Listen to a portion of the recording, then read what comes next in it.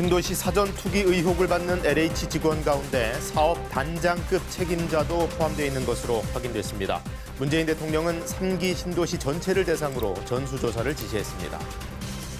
기저질환이 있던 요양병원 환자 2명이 코로나19 백신 접종 뒤 숨졌습니다. 방역당국은 인과관계를 조사 중인데 전문가들은 세계적으로 백신으로 인한 사망 사례는 아직 없다며 기저질환자들에게도 접종을 권고한다고 밝혔습니다. 윤석열 검찰총장이 검찰 수사권을 박탈하면 부패가 칸치게 될 거라며 중대범죄수사청 추진을 재차 공개 비판했습니다. 박범계 법무장관은 검찰 직접 수사의 문제점을 지적하며 수사권 남용도 고민해달라고 했습니다.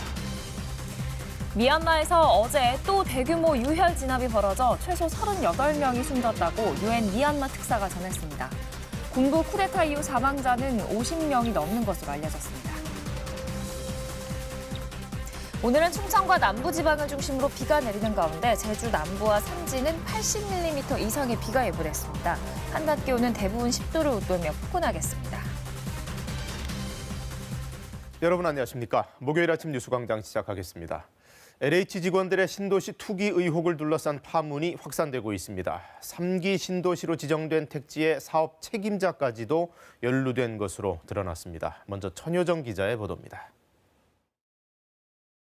지금까지 광명시흥지구 땅을 사들인 LH 현직 직원은 모두 13명, 나머지 2명은 전직 직원입니다. 사전 투기 의혹을 받는 15명 가운데는 2013년 광명시흥 사업본부에서 근무한 직원도 있었습니다. 당시 토지보상 업무를 담당하는 부서 책임자였습니다. 이 직원은 2년 전 지인과 함께 10억 원 넘게 주고 광명시흥지구 땅 2,700제곱미터 정도를 사들였습니다. 6억 원은 본인 명의로 대출을 받았습니다. 이 땅을 살 때 직책은 3기 신도시 발표 때 포함된 주요 택지 중 한 곳의 사업 단장이었습니다.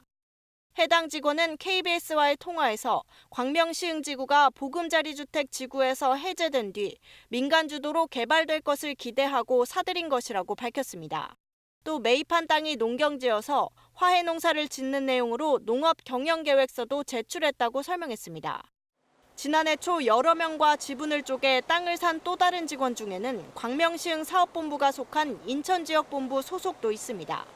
이런 의혹을 받는 현직 LH 직원 13명은 모두 직위 해제된 뒤 휴가를 쓰고 출근하지 않고 있습니다.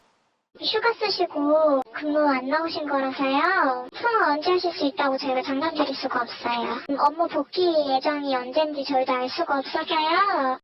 이사 주택 공급 대책 이후 LH는 공공주도 사업을 시행하기 위해 수도권 공급 전담 조직을 대폭 늘리는 방향으로 조직 개편을 추진해왔습니다. 이를 통해 건설 기간을 획기적으로 단축해 2025년까지 수도권에 18만 호의 주택을 공급할 계획이었습니다. 하지만 내부 직원들의 투기 의혹이 불거지면서 공공성과 신뢰성이 받을 타격은 피하기 어렵게 됐습니다. KBS 뉴스 천효정입니다. 청와대도 이 문제에 대해서 초강경 대응에 나섰습니다. 문재인 대통령은 3기 신도시 전체를 대상으로 이런 의혹 샅샅이 조사할 것을 지시했습니다. 이어서 정창화 기자입니다. 그제 국무총리가 의혹 대상 지역 조사를 지시한 데 이어 문 대통령은 어제 조사 범위를 3기 신도시 전체로 확대했습니다. 대상도 LH와 국토부 등 신규 택지 개발 관련 부서 직원과 가족까지로 넓혔습니다. 충분한 인력을 투입해서 한 점 의혹도 남지 않게 강도 높이 조사할 것, 위법 사항이 확인될 경우 수사 의뢰 등으로 엄중히 대응할 것. 재발 방지를 위한 대책도 주문했습니다. 신규 택지 개발과 관련한 투기 의혹을 미연에 방지하기 위한 제도적 대책을 신속히 마련할 것. 신속성과 공정성을 위해 전수조사는 총리실이 지휘를 맡습니다. 신도시 지역 토지거래 대상자 정보를 추린 뒤 이를 LH와 국토부 등 직원 명단과 대조하는 방식으로 검증이 이루어질 것으로 보입니다. 총리실 관계자는 복잡한 작업이 아니기 때문에 조사가 오래 걸리진 않을 것이다. 필요하면 국세청과 감사원 등의 협조를 요청할 것이라고 밝혔습니다. 이번 의혹이 변창흠 국토부 장관의 LH 사장 재임 시절 일어났다는 점에서 변 장관의 책임론도 제기된 상황. 청와대는 관리의 책임으로 한정 지으며 변창흠표 공급 대책은 차질 없이 추진돼야 한다고 강조했습니다. 총리에 이어 대통령까지 나선 데는 정부 부동산 정책에 대한 신뢰가 송두리째 무너질 수 있다는 위기감이 작용한 것으로 보입니다. 또 집권 5년차 국정 지지 기반과 직결된다는 절박함도 읽힙니다. KBS 뉴스 정청화입니다. 다음 소식입니다. 국내에서 코로나19 백신을 접종한 이후 사망한 사례가 2건 나왔습니다. 5, 60대 요양병원 입원 환자들이고 원래 기저질환을 갖고 있던 분들이었습니다. 민정희 기자가 취재했습니다. 경기도 평택시의 한 요양병원. 뇌혈관 질환이 있던 60대 남성 A씨는 지난해 11월 이 병원에 입소했습니다. A씨는 지난달 27일 오후 2시 반쯤 아스트라제네카 백신을 맞았는데 33시간 뒤 발열과 전신 근육통 등의 이상 반응이 나타났습니다. 이후 요양병원 측의 처방으로 일시적으로 증상이 호전됐다가 고열과 혈압 저하 등 다시 상태가 나빠져 그제 상급병원으로 이송됐습니다. A씨는 이송된 지 하루 만인 어제 오전 10시 숨졌습니다. A씨를 치료한 병원 측은 접종 후 48시간이 지났고 발열과 폐혈증 증상이 있었기 때문에 사망 원인이 폐혈증과 폐렴일 가능성이 높은 것으로 보고 있습니다. 이에 앞서 경기도 고양시의 한 요양병원에서도 백신 접종 뒤 사망 사례가 나왔습니다. 요양병원 장기 입원자였던 50대 남성 B씨는 그제 오전 9시 반쯤 아스트라제네카 백신을 접종받았습니다. 11시간 뒤 B씨는 가슴 통증과 메스꺼움, 호흡곤란을 호소해 치료를 받았지만 어제 오전 7시 15분 심정지로 응급처치를 받던 중 사망했습니다. 이 남성은 뇌졸중과 심장질환, 파킨슨병, 치매, 당뇨 등 복합 기저질환이 있었던 것으로 확인됐습니다. 질본하고 경기도 역학조사관들이 현장에 와서 역학조사를 진행하고 있는 것으로 알고 있습니다. 복합 기저질환을 가지고 계시잖아요. 그런 것과 백신과의 관계를 심층적으로 조사하지 않겠나 이렇게 생각됩니다. 보건당국은 사망자가 발생한 요양병원의 접종자들을 대상으로 이상 반응이 있는지 여부를 계속 관찰하기로 했습니다. 지금까지 접종 후 이상 반응으로 의심돼 신고된 사례는 전국적으로 하루 사이 53건 늘어 모두 209건으로 집계됐습니다. KBS 뉴스 민정입니다. 이 사망과 백신 접종 사이에 인과관계가 있는지 당국이 조사하고 있습니다. 아직 인과관계가 확인되지 않은 데다가 또 만성 질환자들일수록 면역력이 약한 만큼 접종은 계속 권고되고 있는데요. 다만 접종 전후의 몸 상태는 더 면밀히 살피실 필요가 있겠습니다. 우한솔 기자가 보도합니다. 백신 접종으로 사망 사례가 발생하자 방역당국은 조사에 착수했습니다. 같은 백신을 맞은 사람 가운데 비슷한 반응을 보이는 사람이 있는지, 같은 의료기관에서 접종받은 사람들의 이상 반응은 없는지 등이 우선 확인 대상입니다. 방역당국은 매일 지자체에서 이상 반응 현황을 보고받는데 사망 사례가 생기기까지 중증 이상 반응 신고는 없었다고 전했습니다. 접종 2시간 이내에 호흡곤란이나 두드러기 등이 나타나는 아나필락시스 양 의심 사례도 3건 확인됐습니다.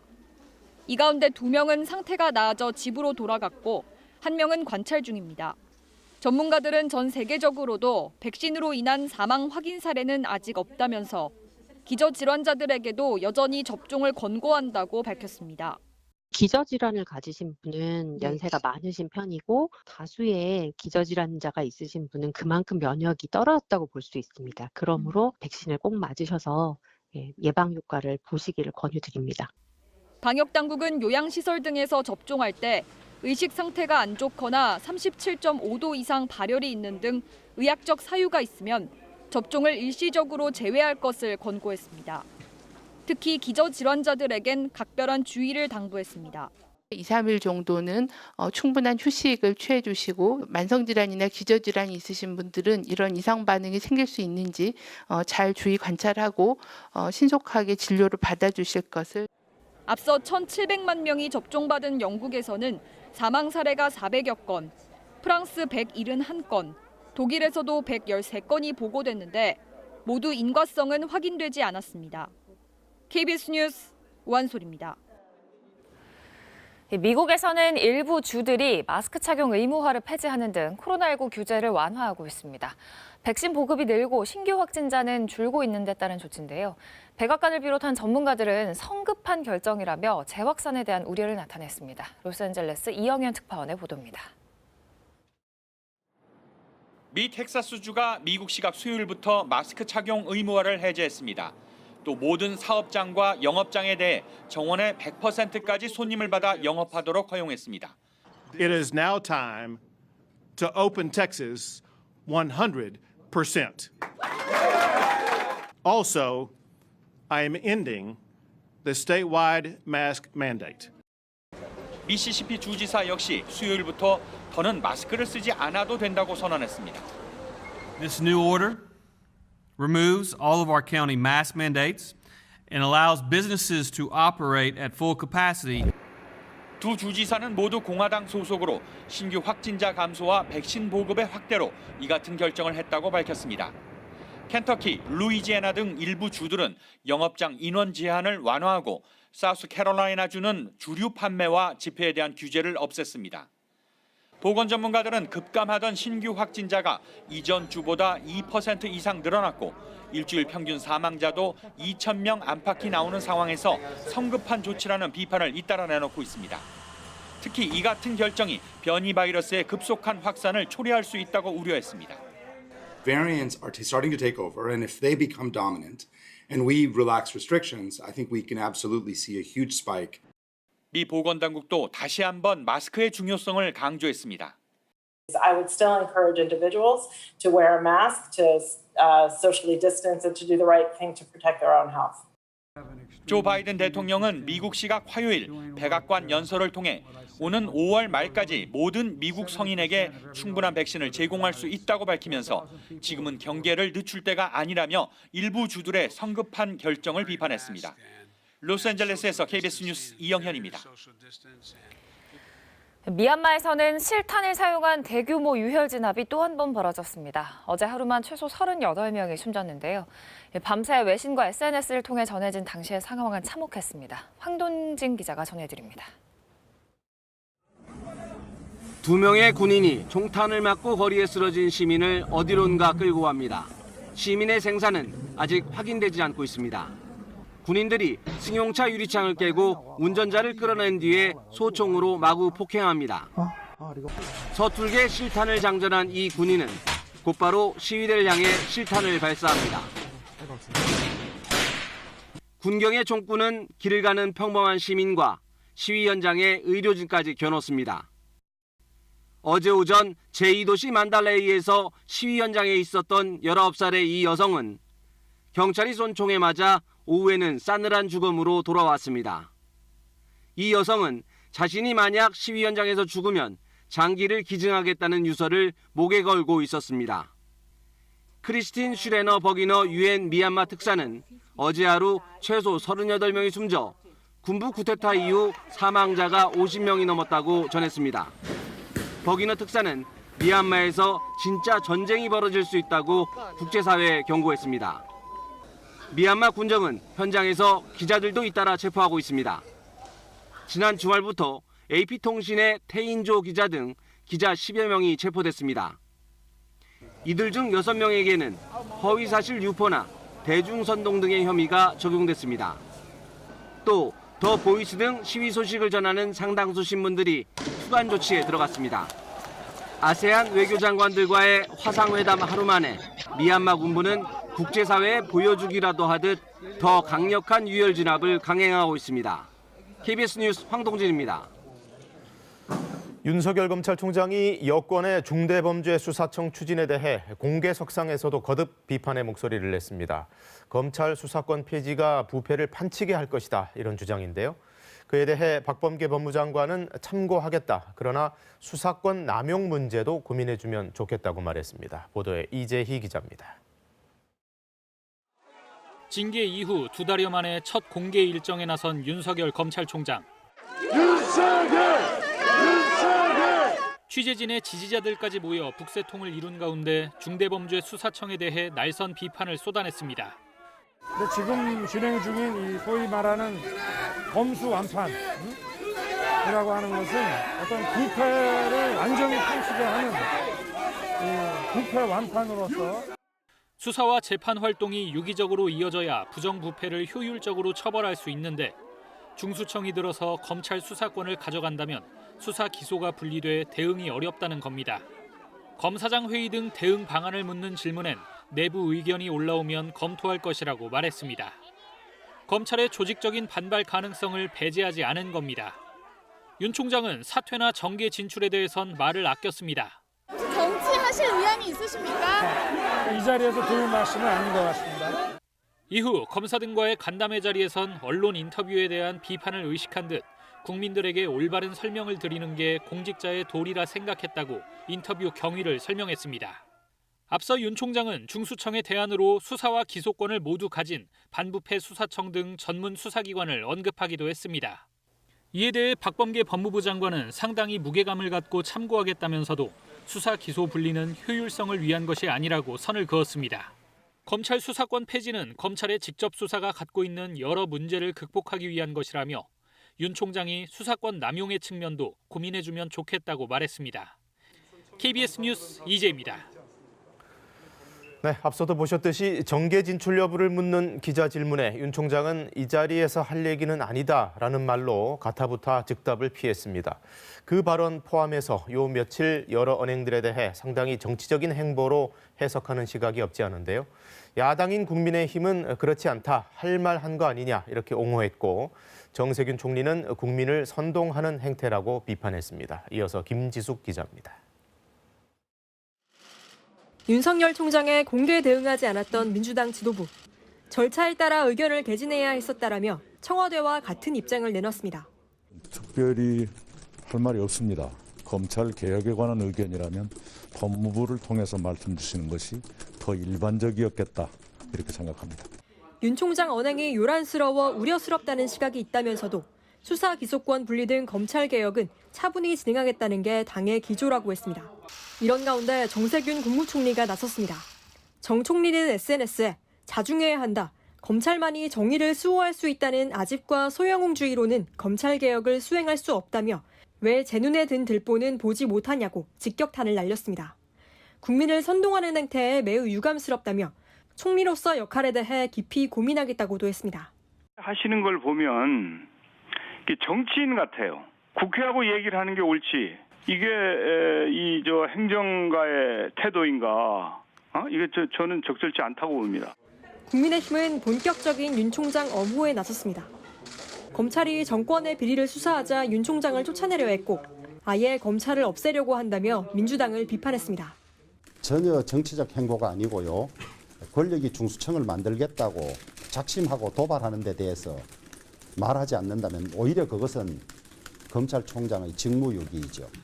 정 총리에 대해서도 민주주의와 법치를 말한 게 그렇게 거북하냐며 국민의힘이 중수청 강행을 막겠다고 밝혔습니다. KBS 뉴스 김지숙입니다.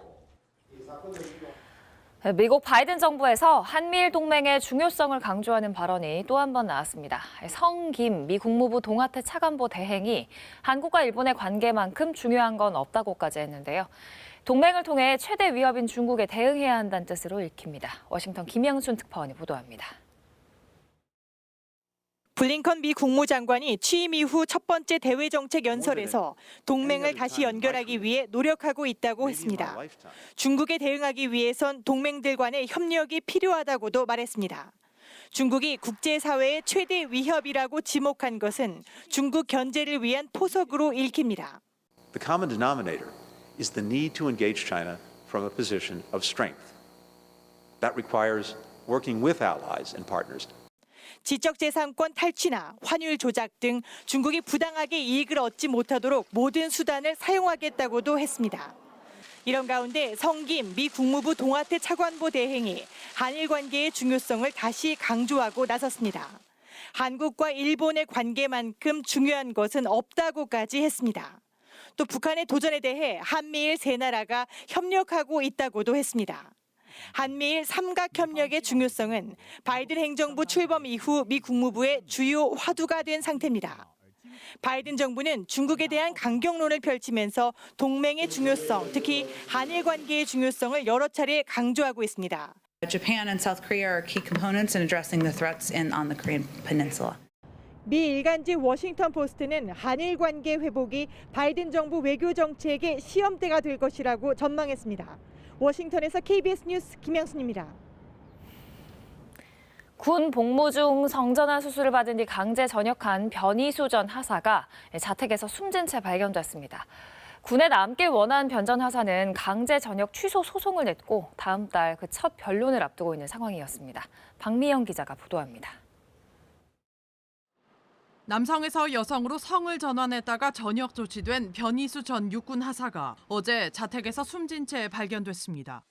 경찰은 지난달 28일 이후 변 전 하사와 연락이 닿지 않는다는 지역 정신건강센터의 신고로 출동해 시신을 확인했다고 밝혔습니다. 시신이 꽤 부패한 점으로 미뤄 숨을 거둔 지 상당 시간 지난 것으로 보인다고 전했습니다. 유서는 아직 나오지 않았습니다. 혼자 왔다 갔다 하는 건지 그럼 모르고 저부터 여자라고만 알고 있더라고요. 경기 북부 지역 모 육군부대에서 복무했던 변 전 하사는 2019년 휴가 중에 외국에 나가 성전환 수술을 받았습니다. 계속 군에 남길 원했지만 군 당국은 심신장애 3급 판정을 내린 뒤 전역 조치했습니다.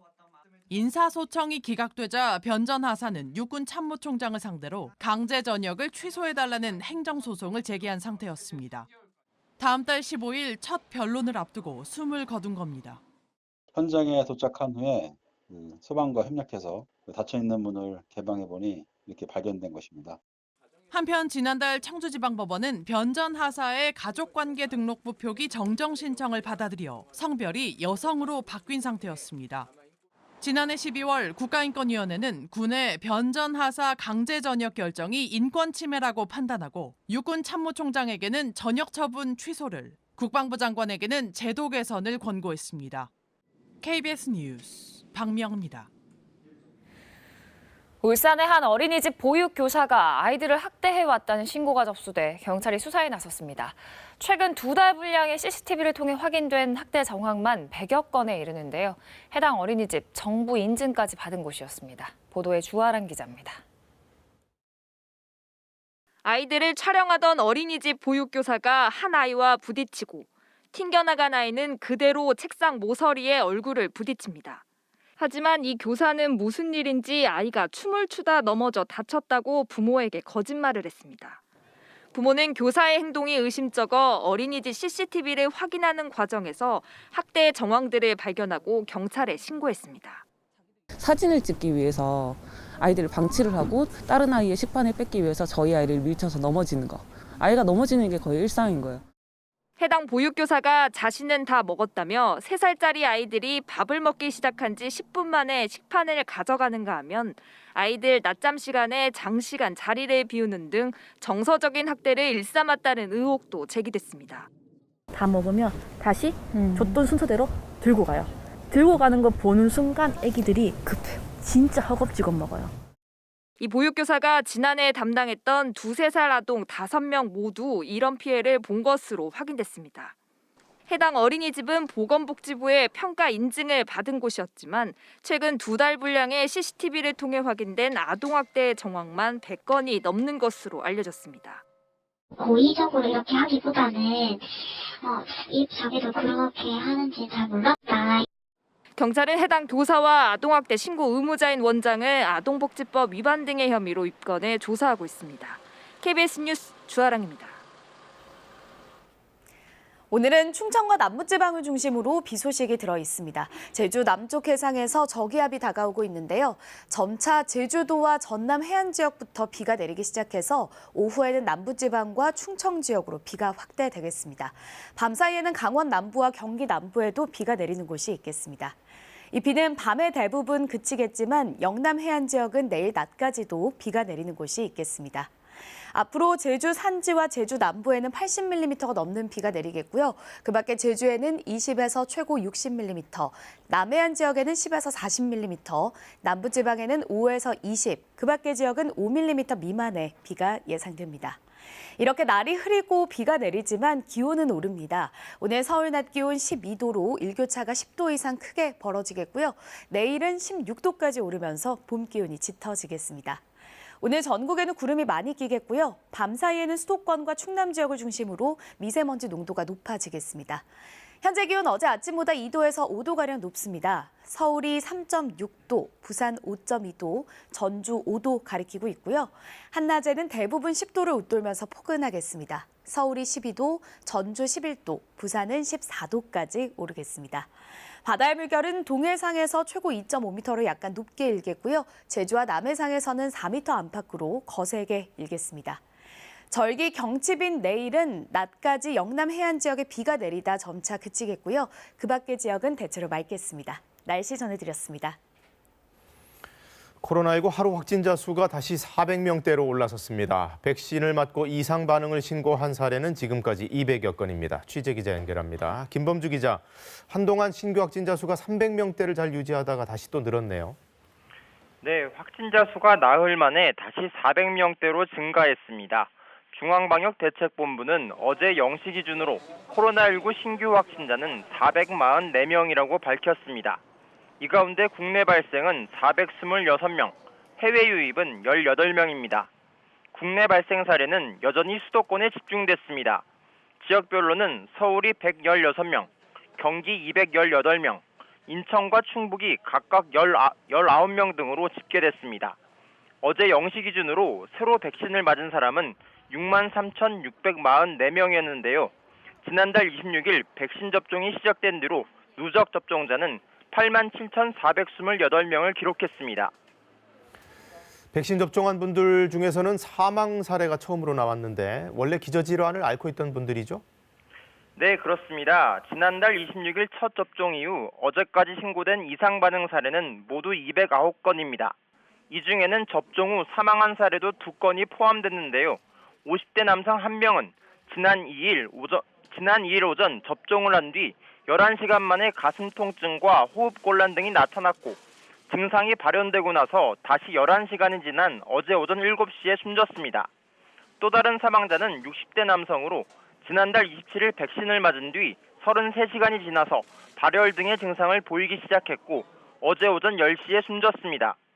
사망자 2명 모두 경기도의 각기 다른 요양병원 입원 환자로 기저질환을 앓고 있었던 것으로 전해졌습니다. 보고된 사망 사례와 백신 접종의 인과관계는 아직 확인되지 않았습니다. 정은경 질병관리청장은 역학조사와 의무기록조사 등을 통해 백신 접종과 사망 사이에 연관성이 있는지 여부를 확인할 것이라고 말했습니다. 자, 기타 이상 반응들은 대부분 경미한 증세인가요? 네, 209건의 이상 반응 신고 가운데 숨진 경우를 제외한 대부분은 가벼운 증상입니다. 주로 두통이나 발열, 메스꺼움, 구토 등 예방접종 후 흔히 나타나는 증상이라고 방역당국은 설명했습니다. 중증 이상 반응인 아나필락시스 양 의심 사례는 3건 신고됐습니다. 이 가운데 2명은 회복돼서 집으로 돌아갔고 1명은 상태를 지켜보고 있다고 방역당국은 밝혔습니다. 정은경 청장은 접종 뒤 중증 이상 반응을 방지하기 위해 기저질환자들은 접종 전 의료진에게 꼭 질환 여부를 알려야 한다고 강조했는데요. 건강이 좋은 상태에서 백신을 맞고 접종 후엔 이상 반응이 나타나는지 면밀히 관찰해달라고 요청했습니다. 지금까지 사회부에서 전해드렸습니다. 네, 기억들 하실지 모르겠습니다만 지난해 가을에는 독감 백신을 접종한 이후 숨지는 사례가 잇따랐습니다. 당시 여러 언론들이 마치 검증 안 된 백신을 정부가 무리하게 밀어붙여서 사망이 속출하는 것처럼 불안감을 조성하기도 했는데 과연 그 백신과 사망과의 직접적인 연관성이 있는가? 최종 결과가 나왔습니다. 110건 모두 무관했습니다. 김민지 기자입니다. 지난해 하반기 독감 예방접종 후 신고된 사망 사례는 총 110건입니다. 예년에 2건이 신고된 것과 비교하면 크게 늘어난 수치입니다. 당시 일부 백신의 상온 노출과 백색 입자 등의 논란으로 백신에 대한 불안감이 높아져 이상 반응 신고 사례도 급증했던 것으로 풀이됩니다. 하지만 사망 110건 모두 백신 접종과의 인과성은 결국 인정되지 않았습니다. 전원이 다 백신과의 관계성이 그렇게 정확히 입증될 수 없는 상황이다. 즉 백신과 사인과의 관계는 거의 없다라고 판단을 했습니다. 당시 방역당국은 각 사례별로 역학조사와 부검 결과, 의무 기록 등을 검토했고 전문가들과 20차례 회의를 개최한 끝에 이 같은 결론을 내렸습니다. 먼저 모든 사망자에게서 사망 당시 백신 이상 반응으로 추정되는 소견이 없었습니다. 또 심뇌혈관계 질환이나 당뇨, 만성 간질환, 만성 심부전 등 기저질환의 악화로 인한 사망 가능성이 높았던 것으로 조사됐습니다. 48건에 대해 시행된 부검에서도 대동맥박리, 급성 심근경색증 등 명백한 다른 사인이 발견됐습니다. 특히 사망자와 같은 의료기관에서 같은 날짜에 같은 제조번호 백신을 맞은 접종자들 중에서도 중증 이상 반응 사례가 나오지 않아 백신의 이상이나 접종 과정상의 오류 가능성도 낮다고 판단했습니다. 방역당국은 대신 독감 예방접종의 효과에 주목했습니다. 2015년부터 지난해까지 65세 이상의 사망률을 분석한 결과 독감 백신 접종을 맞지 않은 사람들의 사망률이 접종을 맞은 사람들보다 최대 8.5배 높게 나타났다는 겁니다. 2009년 이후 독감 예방접종과 사망 간의 연관성이 인정된 사례는 현재까지 단 한 건에 불과합니다. KBS 뉴스 김민수입니다. LH 직원들의 신도시 땅 투기 의혹에 대해 경찰이 신속하게 수사에 착수했습니다. 그와 별도로 정부는 이 공무원과 공기업 직원들이 거주 목적이 아니고는 신규 개발 택지의 땅을 아예 사지 못하도록 하는 방안 추진하기로 했습니다. 보도에 임재성 기자입니다. LH 직원들의 땅 투기 의혹을 고발한 시민단체 관계자가 고발인 조사를 위해 경찰에 출석했습니다. 고발장을 제출한 지 하루 만입니다. 경찰은 토지 구입 과정에 내부 정보가 이용됐는지, 자금 조달엔 문제가 없었는지 등을 집중 조사할 계획입니다. 국토부 조사에 이어 경찰 수사, 여기에 감사원 감사까지 이례적으로 진상규명이 빠르게 진행되고 있습니다. 일부 직원들이겠지만 어떤 관행이나 문화 같은 것이 아니었겠느냐. 그래서 전수조사를 쉽게 요구하는 것이 맞겠다. 그런 차원에서 저희들이 감사 청구를 하면서. 참여연대와 민변이 땅 소유주와 LH 직원 명단을 일일이 확인해 의혹을 제기한 만큼 다른 3기 신도시에 대한 전수조사도 같은 방식으로 이루어질 것으로 보입니다. 진상조사와 별도로 비슷한 사례를 막기 위한 제도 개선도 추진됩니다. 우선 신규 택지 개발과 관련된 임직원들의 토지 거래를 원칙적으로 금지하기로 했습니다. 국토부와 공사, 지방 공기업 직원들이 대상입니다. 불가피할 경우 미리 신고하게 하는 방안이 추진됩니다. 투기 의혹 같은 거를 완전히 차단할 수 있게끔 기본적으로는 토지 거래를 제한을 하고 필요할 때는 신고를 해서 그런 유혹 자체에서 벗어날 수 있게끔 그렇게 한다는 취지입니다. 정부는 구체적인 개발 지역 투기 방지책을 다음 주쯤 내놓겠다고 밝혔습니다. KBS 뉴스 임재성입니다. 코로나19 피해, 사람들을 직접 마주하는 서비스업 분야일수록 더 크게 입을 수밖에 없었는데요. 정부가 이들 업종에 비대면, 디지털로의 전환을 지원합니다. 우선 골목 상점 10만 곳에 무인 주문기 등을 보급하기로 했습니다. 김수연 기자의 보도입니다. 커피를 주문하자 곧바로 로봇이 움직입니다. 손님에게 건네주는 것까지 모두 로봇의 목. 주문하신 음료가 도착했습니다. 비대면으로만 운영되는 이 카페는 코로나19에도 살아남아 올해 지점 10곳을 더 열었습니다. 손님과 직원들 간의 맞춰도 없을 거고, 그래서 그러한 부분 때문에 아무래도 다른 커피숍보다는 저희가 그래도 조금 좋았던 것 같습니다. 지난해 마이너스 성장한 서비스 업종의 비대면 전환을 정부가 집중 지원하기로 한 것도 이런 이유 때문입니다. 우선 지원 대상은 영세 상점들입니다. 새로운 기술을 도입할 수 있도록 한 곳에 최대 500만 원씩 10만 곳을 지원해 스마트 상점으로 탈바꿈시키겠다는 전략입니다. 특히 피해가 컸던 음식 숙박업은 추가 지원합니다. 내후년까지 무인 주문기 20만 대를 보급하고 도심과 농어촌 지역 공유 숙박을 내국인도 이용할 수 있도록 제도화하기로 했습니다. 확산세가 안정되면 이런 시설의 이용을 늘리기 위해 외식과 숙박 쿠폰 등 모두 5천억 원어치를 국민들에게 제공합니다. 이런 단기 처방 외에 장기적으로 서비스업이 발전할 수 있도록 5년 동안 7조 원의 연구개발비를 투입하기로 했습니다. 비대면 디지털 전환에 따른 이직이나 전직 수요가 발생할 수 있습니다. 고용감소 산업 종사자 대상으로 맞춤형 전직 훈련 등 전환 지원을 확대해 나가겠습니다. 서비스업의 체질 자체를 바꿔 30만 개의 일자리를 만들겠다는 게 정부 목표입니다. KBS 뉴스 김수연입니다. 코로나19발 고용 한파를 정면으로 겪고 있는 청년들을 위한 대책도 나왔습니다. 디지털과 공공부문 일자리를 대폭 늘리고 또 고용 촉진을 위한 장려금도 집중 지원하기로 했는데요. 여전히 풀어야 할 과제도 적진 않습니다. 양예빈 기자입니다. 대학원 졸업을 앞둔 29살 이정재 씨. 코로나19 여파로 일자리 찾기가 쉽지 않습니다.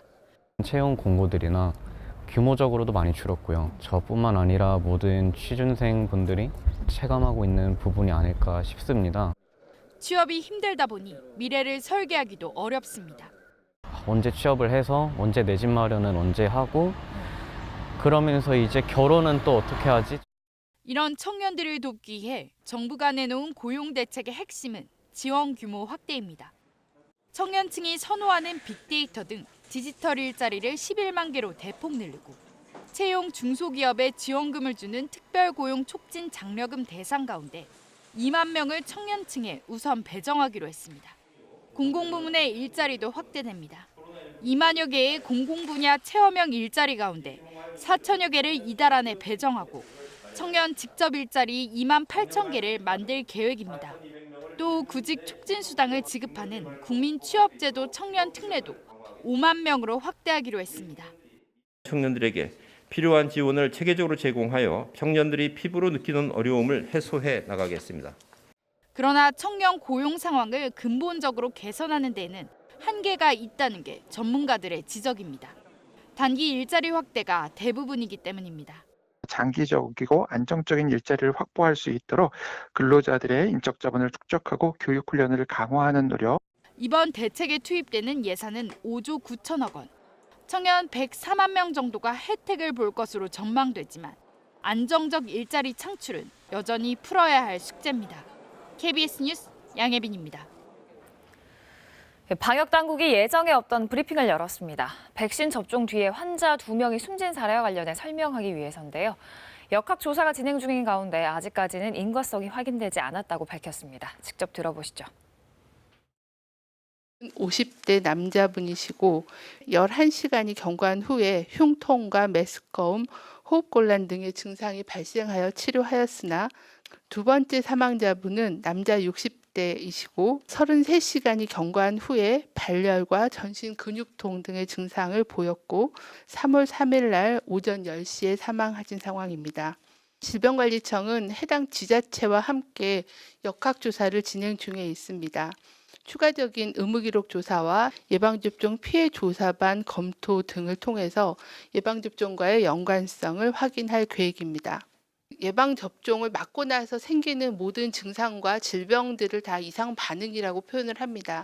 저희가 예상치 못한 그런 이상 반응이 접종 건수가 늘어나면서 발생할 수가 있기 때문에 특히 신규 백신인 코로나19 백신에 대해서는 인과성에 대한 파악이 쉽지는 않을 걸로 판단을 합니다. 영국 같은 경우도 화이자나 아스트라제네카 백신 접종을 해서 현재 한 402명 정도 사망이 보고가 되었고 독일의 경우에도 한 113명, 다만 아직까지는 이게 예방접종하고의 인과성이 확인된 사례라고 보고된 사례는 현재까지는 그런 없는 상황입니다. 그래서 저희도 세부적인 그런 내용들을 잘 분석해서 이런 인과관계 연관성에 대해서는 검토하고 말씀을 드리겠습니다. 만성 질환자께서도 대부분 코로나19의 고위험군이시기 때문에 접종이 필요한 상황입니다. 또한 코로나19 백신 임상시험 결과 기저질환이 없는 사람과 기저질환이 있는 사람을 비교했을 때 비슷한 면역 반응과 효과, 안전성이 정보가 있기 때문에 또한 면역이 떨어진 면역 저하자에 대해서도 생백신이 아니므로 예방접종을 권고를 하고 있는 그런 상황입니다. 중증 이상 반응인 아나필락시스인 경우에는 접종 후에 30분 이내에 주로 발생하므로 접종 직후에 의료기관에서 관찰을 해주시기를 바랍니다. 충분한 수분 섭취를 해주시고 접종 후에 2, 3일 정도는 충분한 휴식을 취해주시고 또 만성질환이나 기저질환이 있으신 분들은 이런 이상 반응이 생길 수 있는지 잘 주의 관찰하고 신속하게 진료를 받아주실 것을 다시 한번 요청을 드립니다. 어느 정도 안전성이 있는 그런 백신들이 접종되고 있다고 판단하고 있습니다. 너무 과도하게 불안감을 갖지는 마시고 접종을 순서대로 받아주시기를 요청을 드립니다. 코로나19 국제 소식 전해드립니다.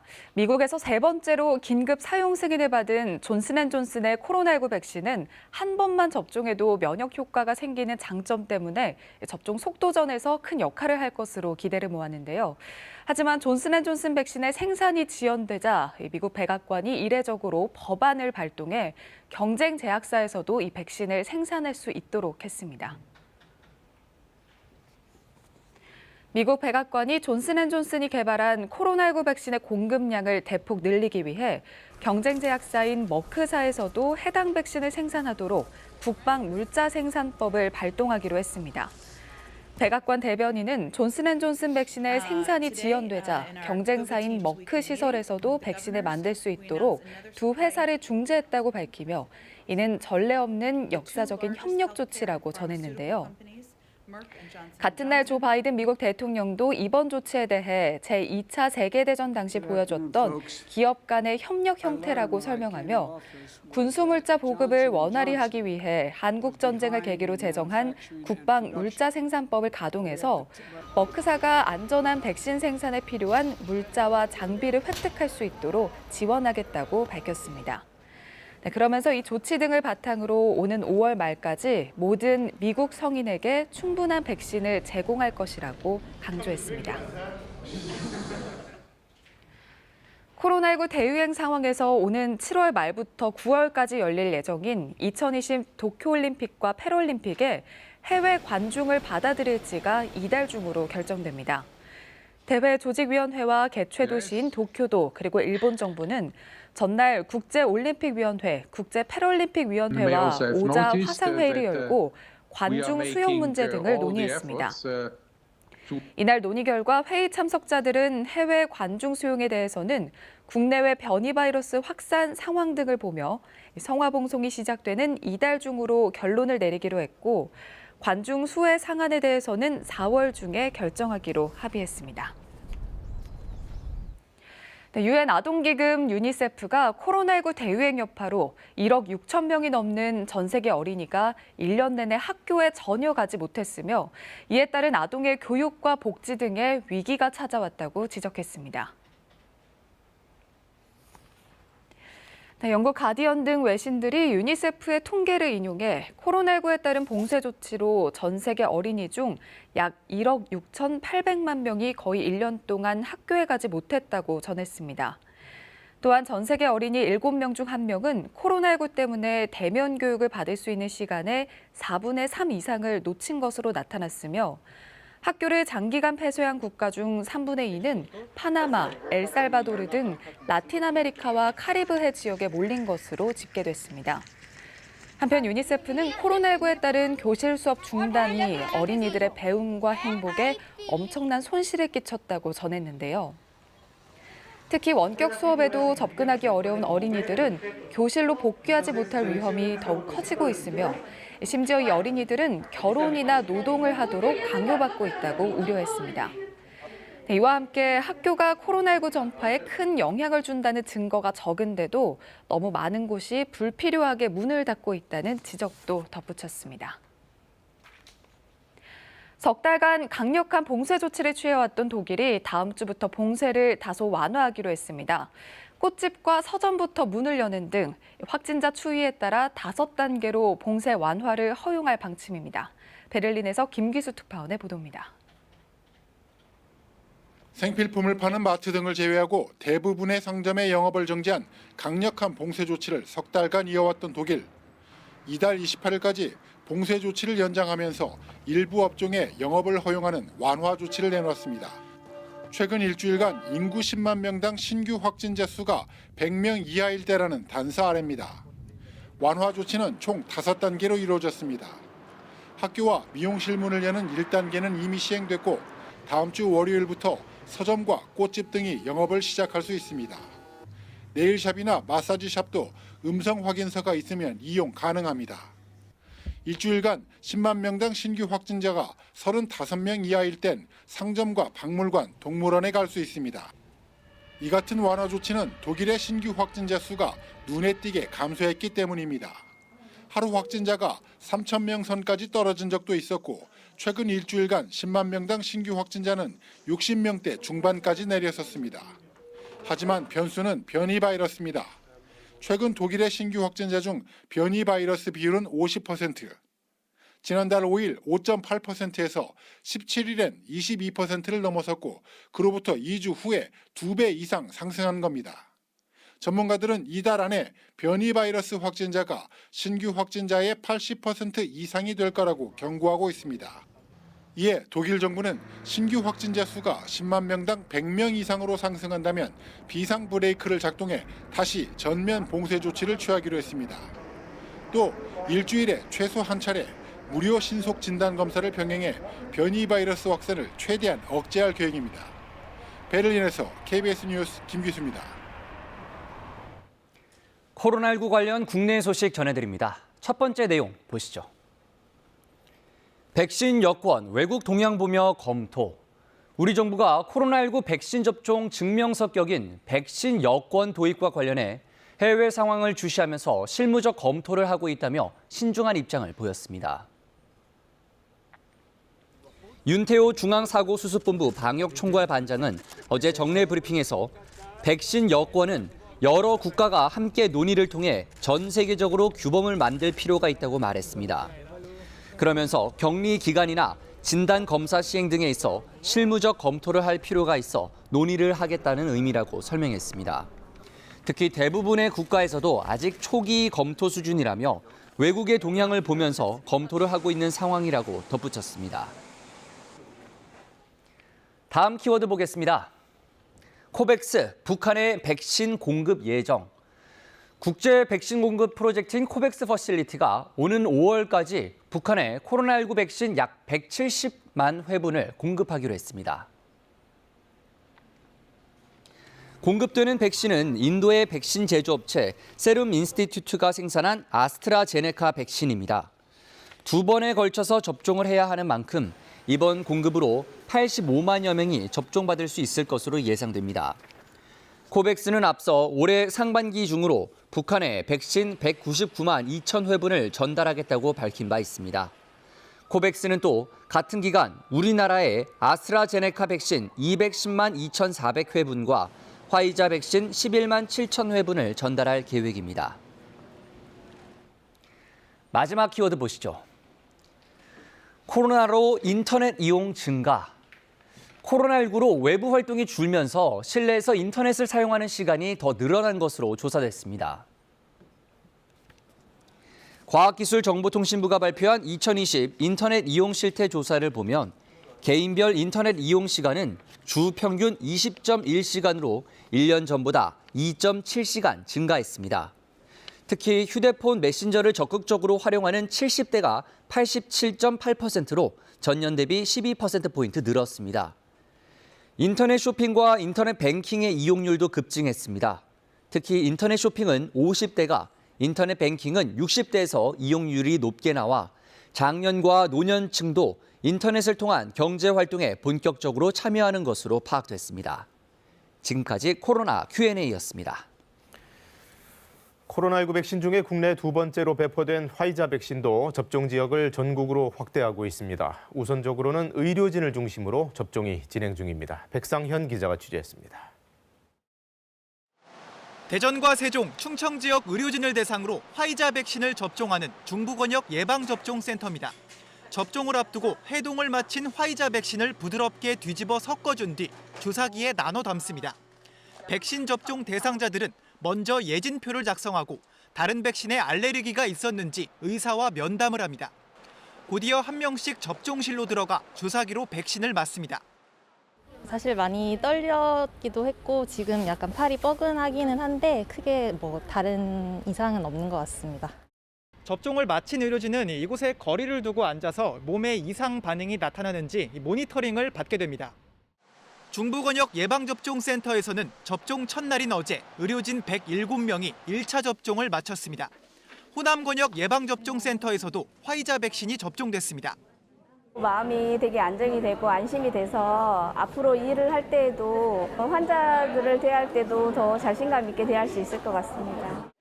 중부와 호남 예방접종센터 등 4곳에서 오는 20일까지 1차 접종이 진행됩니다. 화이자 백신은 2회 접종이 필요해 첫 접종 3주 뒤인 24일부터는 2차 접종이 시작됩니다. 보건당국은 백신을 맞았다고 해도 바로 면역이 생기는 건 아니라며 마스크 착용 등의 방역 수칙을 계속 지켜달라고 당부했습니다. KBS 뉴스 백상현입니다. 위안부 피해자 이용수 할머니가 정의용 외교부 장관을 만나서 위안부 문제를 국제사법재판소에 제소해야 한다고 호소했습니다. 자신이 문재인 대통령을 직접 만나서 설득하겠다는 말도 했는데요. 정부는 이 국제 제소에 대해서는 여전히 신중한 입장입니다. 강푸른 기자가 보도합니다.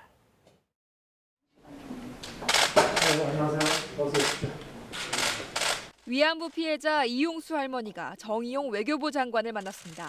1시간 남짓한 면담에서 이 할머니는 시간이 없다며 위안부 문제를 국제사법재판소 ICJ에 서둘러 제소해달라고 호소했습니다. 대통령에게 직접 설득할 수 있도록 만나게 해달라고도 부탁했다고 했습니다. 법에서 끌고 가서 올바른 판단을 지어가지고 사죄를 받아야 됩니다. 저는 100번, 1000번 얘기해도 사죄입니다. 정 장관도 위안부 문제에 대한 이 할머니의 공헌에 감사를 표했다고 외교부는 밝혔습니다. 하지만 위안부 문제의 ICJ 회부에 대해선 신중히 검토할 문제라는 점을 설명했다며 조심스러운 반응을 보였습니다. ICJ 제소의 실효성에 대한 고민 때문입니다. ICJ 제소는 두 나라가 다 재판에 응하겠다고 해야 시작됩니다. 일본 동의할 가능성 크지 않습니다. 1965년 청구권 협정, 2015년 위안부 합의로 문제가 끝났다고 봐왔던 만큼 위안부 문제를 국제 무대로 가져간다는 건 그간 일본 정부 입장하고 배치됩니다. 만일 동의한다면 독도나 강제동원 배상 판결 같은 다른 문제도 같이 따져보자고 나올 수 있습니다. 위안부 문제만 다뤄 일본의 전쟁 범죄를 국제적 상식으로 못 박을 수 있다 해도 청구권 협정으로 개인 배상이 끝났는지 등에 관해선 일본 측 손을 들어주는 결론이 나올 가능성을 배제 못한다는 점도 정부의 고민입니다. 외교부는 일단 피해자들과 소통하며 해결 방안을 고민해 나가겠다고 밝혔습니다. KBS 뉴스 강푸른입니다. 어제 정인이 양부모에 대한 세 번째 재판이 열렸습니다. 숨진 당일 무거운 아령이 떨어지는 것 같은 소리가 수차례 들렸다. 아이에게 맨밥에 상추만 먹였다. 이런 증언들이 나왔고요. 또 던진 적 없다는 양모의 응답은 거짓이라는 생체 반응 결과도 공개됐습니다. 박영민 기자의 보도입니다. 정인이가 숨진 지난해 10월 13일 오전, 아파트 아래층에 살던 A씨는 위층에서 평소 못 듣던 소리가 났다고 법정에서 진술했습니다. 무거운 아령을 떨어뜨릴 때와 비슷한 둔탁하고 큰 소리가 4차례에서 5차례 반복됐는데 아이가 뛰어다닌 소리와는 전혀 달랐다고 증언했습니다. 위층에 올라가 봤더니 양모 장 씨가 문을 살짝 연 상태에서 눈물을 흘리며 미안하다고 했다고 A씨는 말했습니다. 지속적인 방임과 학대 정황에 대한 진술도 나왔습니다. 이웃 주민 B씨는 장 씨가 정인이를 몇 시간 동안 차에 방치하면서도 휴대전화로 상황을 보고 있어 괜찮다는 말을 했다고 증언했습니다. 정인이가 밥을 잘 먹지 않아 스트레스를 받았다던 장 씨 주장과 상반되는 증언도 나왔습니다. B씨가 본 정인이는 장 씨의 말과 달리 밥을 잘 먹었고 오히려 장 씨가 고기 반찬을 먹이라는 말을 듣고도 간이 세다며 맨밥에 상추만 먹였다는 겁니다. 어제 재판에선 장 씨가 사이코패스에 가까워 내재된 공격성이 꽤 크다는 심리 분석 결과와 정인이를 발로 밟거나 던진 적이 없다는 장 씨의 응답이 거짓이라는 생체 반응 분석 결과도 공개됐습니다. 하지만 장 씨 측은 학대는 있었지만 살인 혐의는 인정하지 않는다고 거듭 주장했습니다. 이번에도 시민들은 재판 전부터 법원 앞에 모여 강한 처벌을 요구했습니다. 재판 뒤 양부 안모 씨는 취재진 앞에 무릎을 꿇고 사과했습니다. 죄송합니다. 오는 17일 열릴 예정인 4차 공판에는 살인죄 적용의 근거가 된 정인 양의 사망 원인 감정서를 작성한 법의학자 등이 증인으로 나올 예정입니다. KBS 뉴스 박영민입니다. 한반도 곳곳에 살아가는 경이로운 생명을 담아냈던 KBS 환경 스페셜 기억하시는지요? 아쉽게도 2013년 막을 내렸었는데 8년 만에 UHD로 돌아옵니다. 새로운 스토리텔링 방식도 더해졌습니다. 김석 기자가 소개합니다. 외환 위기로 모두가 시름에 잠겼던 1999년 5월 5일. 한반도 곳곳에 깃들어 사는 생명들의 경이로운 모습이 시청자들의 눈길을 사로잡았습니다. 인간의 욕심으로 인해 사라져가는 동물들. 세계적인 희귀동물의 생태를 최초로 밝혀내기도 했습니다. 자연과 인간이 공존하는 해법을 찾고 동물들에게도 보호받을 권리가 있음을 일깨웠습니다. 그렇게 15년 동안 생명의 가치와 소중함을 안방 시청자에게 전했습니다. KBS 환경 스페셜이 긴 침묵을 깨고 8년 만에 다시 돌아옵니다. 동일본 대지진 10주년을 맞아 원전 오염수 해양 방류 문제를 집중 조명하고 조류 충돌에 얽힌 미스터리, 난파선에 찾아든 생명들의 모습을 차례로 선보입니다.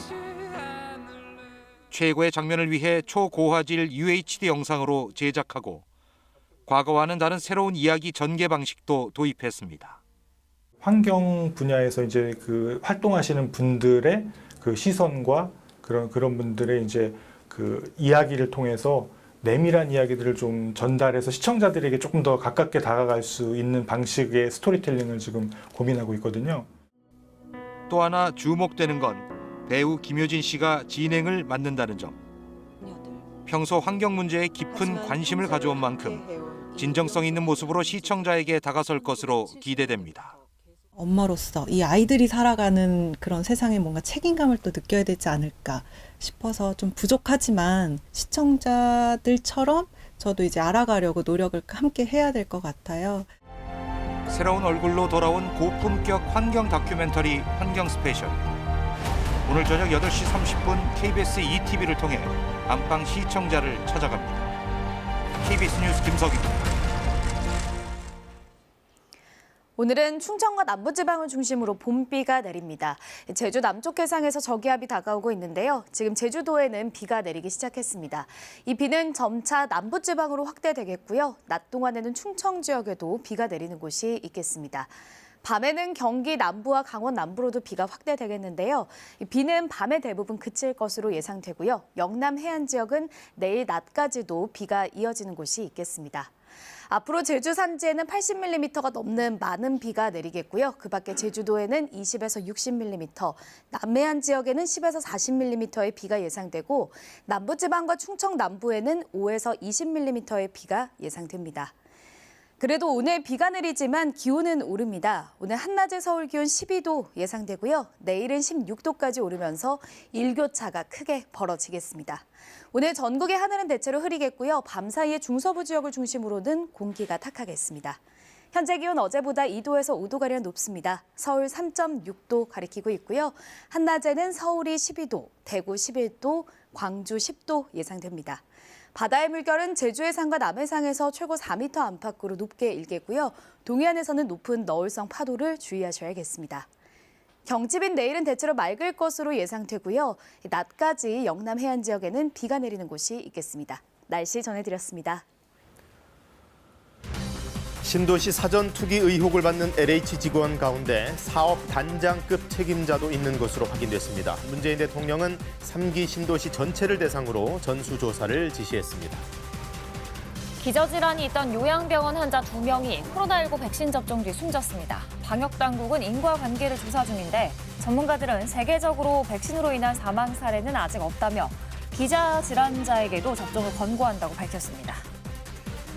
윤석열 검찰총장이 검찰의 수사권을 박탈하면 부패가 판치게 될 거라며 중대범죄수사청 추진을 공개석상에서 재차 비판했습니다. 박범계 법무장관은 검찰 직접 수사의 문제를 지적하며 수사권 남용도 고민해달라고 했습니다. 미얀마에서 어제 또 대규모 유혈 진압이 벌어져 최소 38명이 숨졌다고 UN 미얀마 특사가 전했습니다. 군부 쿠데타 이후 사망자는 50명을 넘긴 걸로 알려졌습니다. LH 즉 한국토지주택공사 임직원들이 3기 신도시 정보를 사전 입수해서 땅 투기를 했다는 의혹에 대해 그야말로 국민적인 공분이 일고 있습니다. 가뜩이나 부동산 문제로 스트레스 받던 우리 사회의 뜨거운 이슈로 부상했는데요. 새로운 얘기들이 속속 나오고 있습니다. 투기 의혹을 받는 사람 중에는 신도시 사업의 단장급 책임자까지도 포함돼 있었습니다. 천효정 기자가 보도합니다. 지금까지 광명시흥지구 땅을 사들인 LH 현직 직원은 모두 13명, 나머지 2명은 전직 직원입니다. 사전 투기 의혹을 받는 15명 가운데는 2013년 광명시흥 사업본부에서 근무한 직원도 있었습니다. 당시 토지보상 업무를 담당하는 부서 책임자였습니다. 이 직원은 2년 전 지인과 함께 10억 원 넘게 주고 광명시흥지구 땅 2,700제곱미터 정도를 사들였습니다. 6억 원은 본인 명의로 대출을 받았습니다. 이 땅을 살 때 직책은 3기 신도시 발표 때 포함된 주요 택지 중 한 곳의 사업 단장이었습니다. 해당 직원은 KBS와의 통화에서 광명시흥지구가 보금자리주택 지구에서 해제된 뒤 민간 주도로 개발될 것을 기대하고 사들인 것이라고 밝혔습니다. 또 매입한 땅이 농경지여서 화훼 농사를 짓는 내용으로 농업 경영계획서도 제출했다고 설명했습니다. 지난해 초 여러 명과 지분을 쪼개 땅을 산 또 다른 직원 중에는 광명시흥 사업본부가 속한 인천지역본부 소속도 있습니다. 이런 의혹을 받는 현직 LH 직원 13명은 모두 직위 해제된 뒤 휴가를 쓰고 출근하지 않고 있습니다. 휴가 쓰시고 근무 안 나오신 거라서요. 통화 언제 하실 수 있다고 저희가 장담 드릴 수가 없어요. 업무 복귀 예정이 언제인지 저희도 알 수가 없어서요. 이사 주택 공급 대책 이후 LH는 공공주도 사업을 시행하기 위해 수도권 공급 전담 조직을 대폭 늘리는 방향으로 조직 개편을 추진해왔습니다. 이를 통해 건설 기간을 획기적으로 단축해 2025년까지 수도권에 18만 호의 주택을 공급할 계획이었습니다. 하지만 내부 직원들의 투기 의혹이 불거지면서 공공성과 신뢰성이 받을 타격은 피하기 어렵게 됐습니다. KBS 뉴스 천효정입니다. 부동산 문제를 가장 아프게 여겨왔던 현 정부 입장에서도 이번 일은 화들짝하고 놀랄만한 아주 엄중한 사안이었습니다. 문재인 대통령이 직접 나서서 엄벌을 주문했는데요. 3기 신도시에 관여한 모든 직무 관련자들, 그 가족까지 전수조사를 받게 됐습니다. 정창화 기자입니다. 그제 국무총리가 의혹 대상 지역 조사를 지시한 데 이어 문 대통령은 어제 조사 범위를 3기 신도시 전체로 확대했습니다. 대상도 LH와 국토부 등 신규 택지개발 관련 부서 직원과 가족까지로 넓혔습니다. 충분한 인력을 투입해서 한 점 의혹도 남지 않게 강도 높이 조사할 것, 위법 사항이 확인될 경우 수사 의뢰 등으로 엄중히 대응할 것. 재발 방지를 위한 대책도 주문했습니다. 신규 택지 개발과 관련한 투기 의혹을 미연에 방지하기 위한 제도적 대책을 신속히 마련할 것. 신속성과 공정성을 위해 전수조사는 총리실이 지휘를 맡습니다. 신도시 지역 토지거래 대상자 정보를 추린 뒤 이를 LH와 국토부 등 직원 명단과 대조하는 방식으로 검증이 이루어질 것으로 보입니다. 총리실 관계자는 복잡한 작업이 아니기 때문에 조사가 오래 걸리진 않을 것이다. 필요하면 국세청과 감사원 등의 협조를 요청할 것이라고 밝혔습니다. 이번 의혹이 변창흠 국토부 장관의 LH 사장 재임 시절 일어났다는 점에서 변 장관의 책임론도 제기된 상황. 청와대는 관리의 책임으로 한정지으며 변창흠표 공급 대책은 차질 없이 추진돼야 한다고 강조했습니다.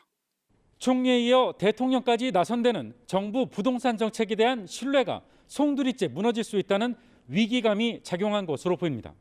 또 집권 5년차 국정 지지 기반과 직결된다는 절박함도 읽힙니다. KBS 뉴스 정청화입니다. 이어서 코로나19 상황 브리핑해드리겠습니다. 어제 0시 기준으로 신규 확진자는 444명, 나흘 만에 다시 400명대로 올라섰습니다. 지역별로는 서울이 116명이고 경기도가 거의 2배 가까이 나왔는데요. 이렇게 수도권 집중 현상 여전히 보여주고 있습니다. 경기도 확진자 급증은 동두천과 연천 등에서 발생한 외국인 노동자 집단 감염의 여파로 보면 되겠습니다. 백신은 어제 0시까지 6만 3천여 명이 추가로 접종을 해서 지금까지 누적 8만 7천여 명이 1차 접종을 받았습니다. 국방부도 어제부터 국군 양주병원을 시작으로 16개 군병원에서 코로나19 백신 접종을 시행한다고 밝혔습니다. 주한미군에서 복무하는 한국군 병사, 즉 카투사들은 이미 접종을 한 경우가 있지만 일반 병사들은 첫 접종입니다. 대상은 우선 군병원에 종사하는 의사와 간호사 등 보건의료 인력 2,400여 명입니다. 경기도 동두천시에서는 한 요양병원에서 접종 대상이 아닌 직원 가족에게 코로나19 백신을 맞도록 했다는 의혹이 제기됐습니다. 동두천시는 해당 요양병원과의 백신 접종 위탁 계약을 아예 해지하고 남은 백신을 회수하는 한편 접종 과정의 위법 여부 본격적인 조사에 들어갔습니다. 이런 가운데 백신 접종을 마친 뒤 사망한 사례 2건이 어제 처음으로 신고됐습니다. 물론 아직은 이 사망과 접종과의 직접적인 인과성이 검증되지 않은 상태입니다. 사망자는 50대와 60대 남성으로 요양병원에 입원해 있던 원래 중증 질환을 앓고 있던 환자들인데요. 그래도 혹시 모를 연관성을 파악하기 위해 당국이 조사에 들어갔습니다. 보도에 민정희 기자입니다. 경기도 평택시의 한 요양병원. 뇌혈관 질환이 있던 60대 남성 A씨는 지난해 11월 이 병원에 입소했습니다. A씨는 지난달 27일 오후 2시 반쯤 아스트라제네카 백신을 맞았는데 33시간 뒤 발열과 전신 근육통 등의 이상 반응이 나타났습니다. 이후 요양병원 측의 처방으로 일시적으로 증상이 호전됐다가 고열과 혈압 저하 등 다시 상태가 나빠져 그제 상급병원으로 이송됐습니다. A씨는 이송된 지 하루 만인 어제 오전 10시 숨졌습니다. A씨를 치료한 병원 측은 접종 후 48시간이 지났고 발열과 폐혈증 증상이 있었기 때문에 사망 원인이 폐혈증과 폐렴일 가능성이 높은 것으로 보고 있습니다. 이에 앞서 경기도 고양시의 한 요양병원에서도 백신 접종 뒤 사망 사례가 나왔습니다. 요양병원 장기 입원자였던 50대 남성 B씨는 그제 오전 9시 반쯤 아스트라제네카 백신을 접종받았습니다. 11시간 뒤 B씨는 가슴 통증과 메스꺼움, 호흡곤란을 호소해 치료를 받았지만 어제 오전 7시 15분 심정지로 응급처치를 받던 중 사망했습니다. 이 남성은 뇌졸중과 심장질환, 파킨슨병, 치매, 당뇨 등 복합 기저질환이 있었던 것으로 확인됐습니다. 질본하고 경기도 역학조사관들이 현장에 와서 역학조사를 진행하고 있는 것으로 알고 있습니다. 복합 기저질환을 가지고 계시잖아요. 그런 것과 백신과의 관계를 심층적으로 조사하지 않겠나 이렇게 생각됩니다. 보건당국은 사망자가 발생한 요양병원의 접종자들을 대상으로 이상 반응이 있는지 여부를 계속 관찰하기로 했습니다. 지금까지 접종 후 이상 반응으로 의심돼 신고된 사례는 전국적으로 하루 사이 53건 늘어 모두 209건으로 집계됐습니다. KBS 뉴스 민정입니다. 사망과 백신 접종 사이 인과관계가 있는지 당국이 조사하고 있습니다. 아직 인과관계가 확인되지 않은 데다 만성 질환자들일수록 면역력이 약한 만큼 접종은 계속 권고되고 있는데요. 다만 접종 전후의 몸 상태는 더 면밀히 살피실 필요가 있겠습니다. 우한솔 기자의 보도입니다. 백신 접종으로 사망 사례가 발생하자 방역당국은 조사에 착수했습니다. 같은 백신을 맞은 사람 가운데 비슷한 반응을 보이는 사람이 있는지, 같은 의료기관에서 접종받은 사람들의 이상 반응은 없는지 등이 우선 확인 대상입니다. 방역당국은 매일 지자체에서 이상 반응 현황을 보고받는데 사망 사례가 생기기까지 중증 이상 반응 신고는 없었다고 전했습니다. 접종 2시간 이내에 호흡곤란이나 두드러기 등이 나타나는 아나필락시스양 의심 사례도 3건 확인됐습니다. 이 가운데 2명은 상태가 나아져 집으로 돌아갔고 1명은 관찰 중입니다. 전문가들은 전 세계적으로도 백신으로 인한 사망 확인 사례는 아직 없다면서 기저질환자들에게도 여전히 접종을 권고한다고 밝혔습니다. 기저질환을 가지신 분은 연세가 많으신 편이고 다수의 기저질환자가 있으신 분은 그만큼 면역이 떨어졌다고 볼 수 있습니다. 그러므로 백신을 꼭 맞으셔서 예방 효과를 보시기를 권유드립니다. 방역당국은 요양시설 등에서 접종할 때 의식 상태가 안 좋거나 37.5도 이상 발열이 있는 등 의학적 사유가 있으면 접종을 일시적으로 제외할 것을 권고했습니다. 특히 기저질환자들에겐 각별한 주의를 당부했습니다. 2, 3일 정도는 충분한 휴식을 취해 주시고 만성질환이나 기저질환이 있으신 분들은 이런 이상 반응이 생길 수 있는지 잘 주의 관찰하고 신속하게 진료를 받아주실 것을. 앞서 1,700만 명이 접종받은 영국에서는 사망 사례가 400여 건, 프랑스 171건, 독일에서도 113건이 보고됐는데 모두 인과성은 확인되지 않았습니다. KBS 뉴스 오한솔입니다. 미얀마에서는 실탄을 사용한 대규모 유혈 진압이 또 한 번 벌어졌습니다. 어제 하루만 최소 38명이 숨졌다고 전해지는데요. 황동진 기자가 보도합니다. 2명의 군인이 총탄을 맞고 거리에 쓰러진 시민을 어디론가 끌고 갑니다. 시민의 생사는 아직 확인되지 않고 있습니다. 군인들이 승용차 유리창을 깨고 운전자를 끌어낸 뒤에 소총으로 마구 폭행합니다. 서툴게 실탄을 장전한 이 군인은 곧바로 시위대를 향해 실탄을 발사합니다. 군경의 총구는 길을 가는 평범한 시민과 시위 현장의 의료진까지 겨눴습니다. 어제 오전 제2도시 만달레이에서 시위 현장에 있었던 19살의 이 여성은 경찰이 쏜 총에 맞아 오후에는 싸늘한 죽음으로 돌아왔습니다. 이 여성은 자신이 만약 시위 현장에서 죽으면 장기를 기증하겠다는 유서를 목에 걸고 있었습니다. 크리스틴 슈레너 버기너 유엔 미얀마 특사는 어제 하루 최소 38명이 숨져 군부 쿠데타 이후 사망자가 50명이 넘었다고 전했습니다. 버기너 특사는 미얀마에서 진짜 전쟁이 벌어질 수 있다고 국제사회에 경고했습니다. 미얀마 군정은 현장에서 기자들도 잇따라 체포하고 있습니다. 지난 주말부터 AP통신의 태인조 기자 등 기자 10여 명이 체포됐습니다. 이들 중 6명에게는 허위사실 유포나 대중선동 등의 혐의가 적용됐습니다. 또 더 보이스 등 시위 소식을 전하는 상당수 신문들이 수감 조치에 들어갔습니다. 아세안 외교장관들과의 화상회담 하루 만에 미얀마 군부는 국제사회에 보여주기라도 하듯 더 강력한 유혈 진압을 강행하고 있습니다. KBS 뉴스 황동진입니다. 네, 진압 당시에 참혹한 상황을 보셨습니다만 미얀마 시민이 직접 전해온 진압 현장은 마치 전쟁터를 방불케 합니다. 최대 도시 양곤에는 저격수까지 등장했다는데요. 현지 상황 윤보미 기자 보도로 자세히 보시죠. 최루탄 연기가 양곤 시내를 가득 메웠습니다. 국민들이나 이제 경찰들이 아침 7시부터 계속 양곤 곳곳에서 미리 기다리고 있고 시위를 못하게끔 미리 준비해 놓은 상태입니다. 양곤의 외곽 지역에서 시위대가 더 이어가고 있습니다. 시청 주변 대학가 등에서 동시다발 시위가 벌어지는데 1988년 민주화 운동 때도 시위가 벌어졌던 대학가 흘레단의 희생이 가장 큽니다. 지난달 28일 있었던 2차 시위 때 이 시민도 흘레단에 있었습니다. 7시 45분 그렇게 청소년 소리가 계속 들어. 그때쯤에는 아마 고문탄으로만 쏘는데 한 10시쯤이 되니까 좀 더 폭력적으로 경찰이나 군인이 강경 진압을 했었습니다. 이날 양곤에서도 첫 희생자가 나왔습니다. 제 앞에서 손을 맞았고 쓰러지는 모습도 제가 앞에서 봤습니다. 빨리 그 주변 있는 집으로 들어가서 숨었는데 통해서 보니까 그 자리에서 쓰러진 자리에서 피가 많이 퍼져났고 양곤 시내엔 저격수도 등장했습니다.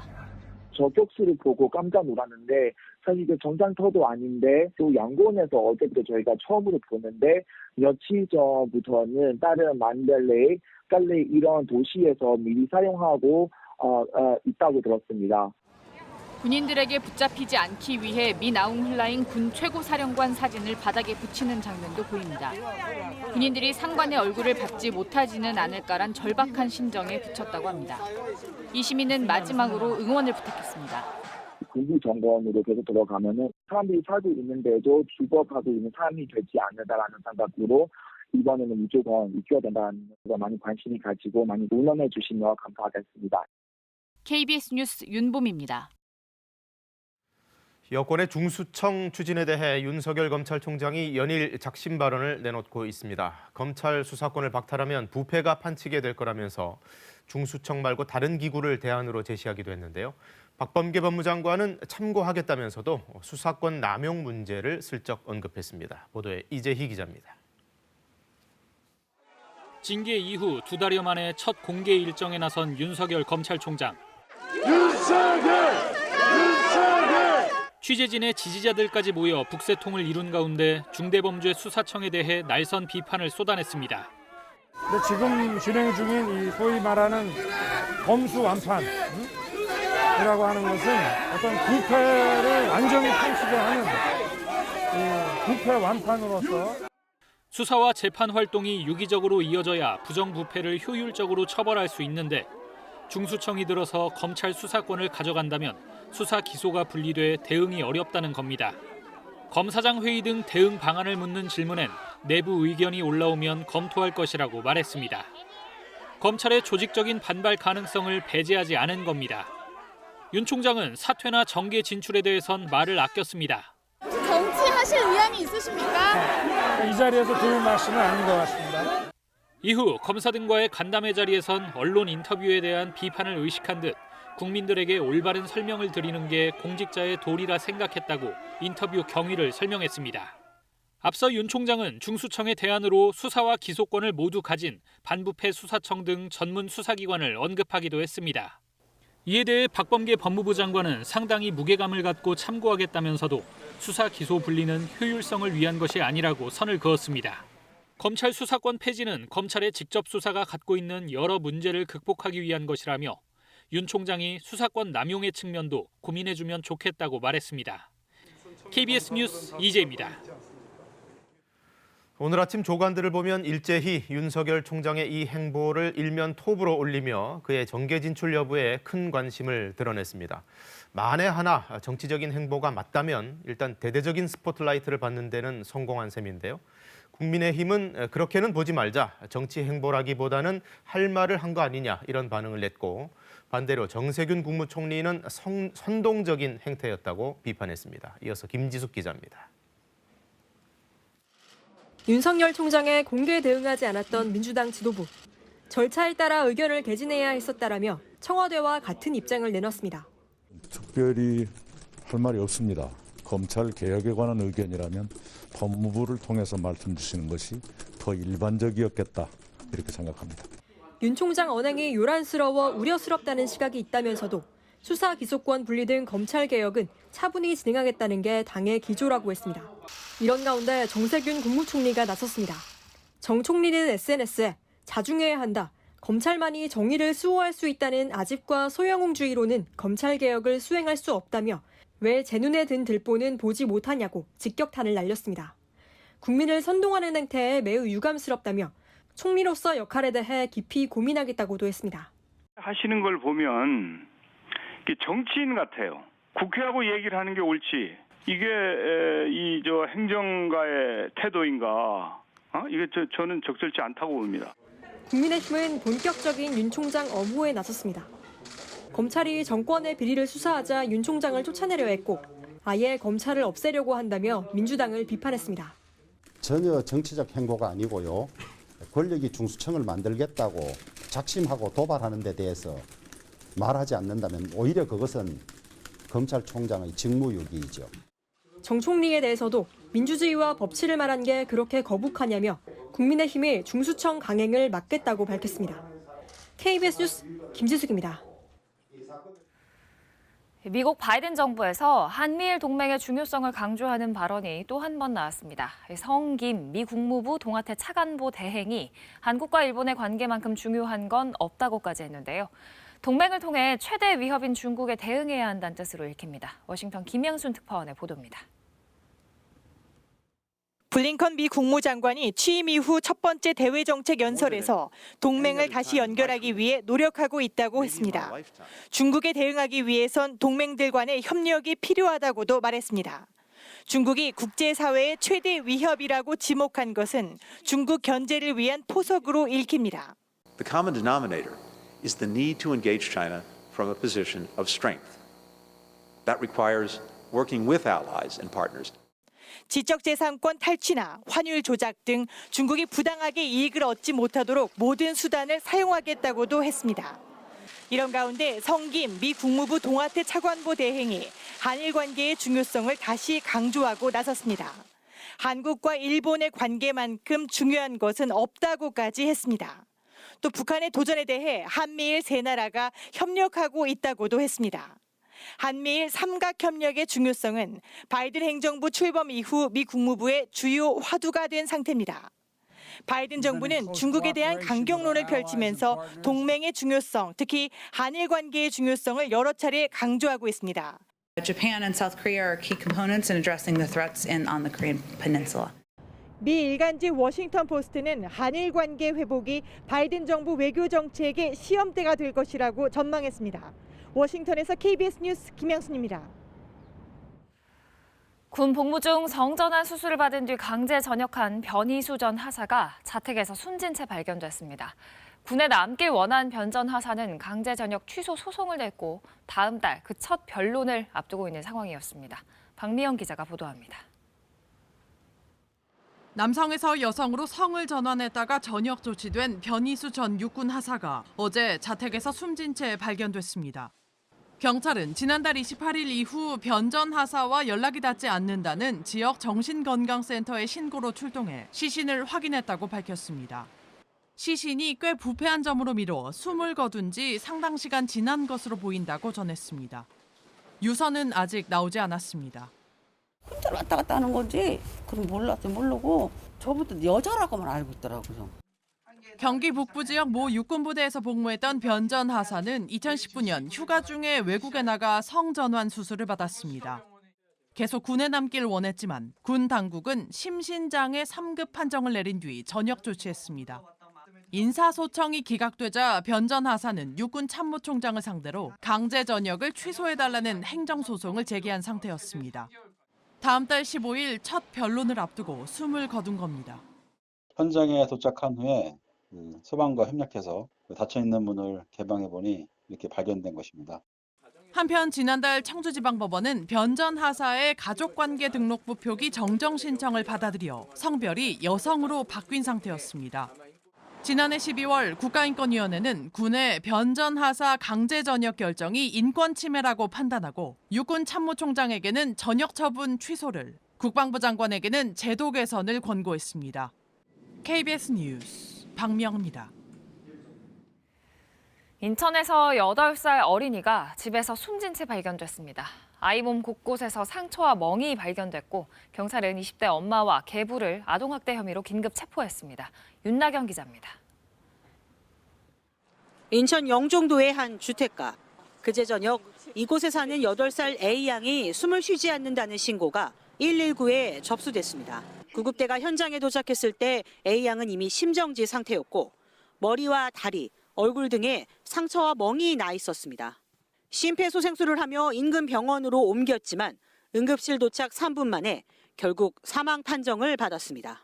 이마랑 다리 쪽에 멍이 있는 상태였고 턱 쪽에 열상이 있었다고, 심정지 상태였고 손가락 끝 쪽에 강직 현상이 살짝 보였다고. 소방당국의 공동대응 요청으로 현장에 출동한 경찰은 A양의 엄마인 28살 B씨와 계부 27살 C씨를 아동학대 혐의 등으로 긴급 체포했습니다. 경찰은 함께 살고 있는 A양의 오빠에 대해서도 조사를 진행했는데 학대 의심 흔적은 발견되지 않은 것으로 전해졌습니다. 초등학교 3학년인 A양은 코로나19와 현장 학습 등을 이유로 지난해부터 단 하루도 출석하지 않은 것으로 확인됐습니다. 사고 당일에도 A양의 오빠가 코로나19 의심 증상을 보인다는 이유로 등교하지 않았습니다. 가정학습이나 체험학습을 내고서 등교를 안 해도 됐거든요. 그러다 보니까 등교 수업은 전혀 하지 않았고 가정 방문을 간다고 연락도 하고 부모님이 뭐 집이 지금 비었다, 여기에 뭐 집이 없다 뭐 이러면서 회피를 했다고. 경찰은 정확한 사인을 확인하기 위해 국과수에 부검을 의뢰하고 부모를 상대로 사건 경위를 파악해 구속영장을 신청할 방침입니다. KBS 뉴스 윤나경입니다. 이 시각 제주에는 비가 내리기 시작했습니다. 앞으로 비는 점차 남부지방으로 확대되겠고요. 오후에는 충청과 강원 남부, 경기 남부에도 비가 내리는 곳이 있겠습니다. 비는 밤사이에 대부분 그치겠지만 영남 해안 지역은 내일 낮까지도 비가 내리는 곳이 있겠습니다. 이번 비는 제주도와 남해안을 중심으로 많이 내리겠습니다. 제주 산지에는 80mm가 넘는 비가 예상되고요. 그 밖에 제주에는 20에서 60mm, 또 남해안 지역에는 10에서 40mm, 남부지방과 충청 남부에 5에서 20mm의 비가 예상되고요. 경기 남부와 강원 남부, 충청 북부와 경북 북부에는 5mm 미만으로 비가 살짝 내리겠습니다.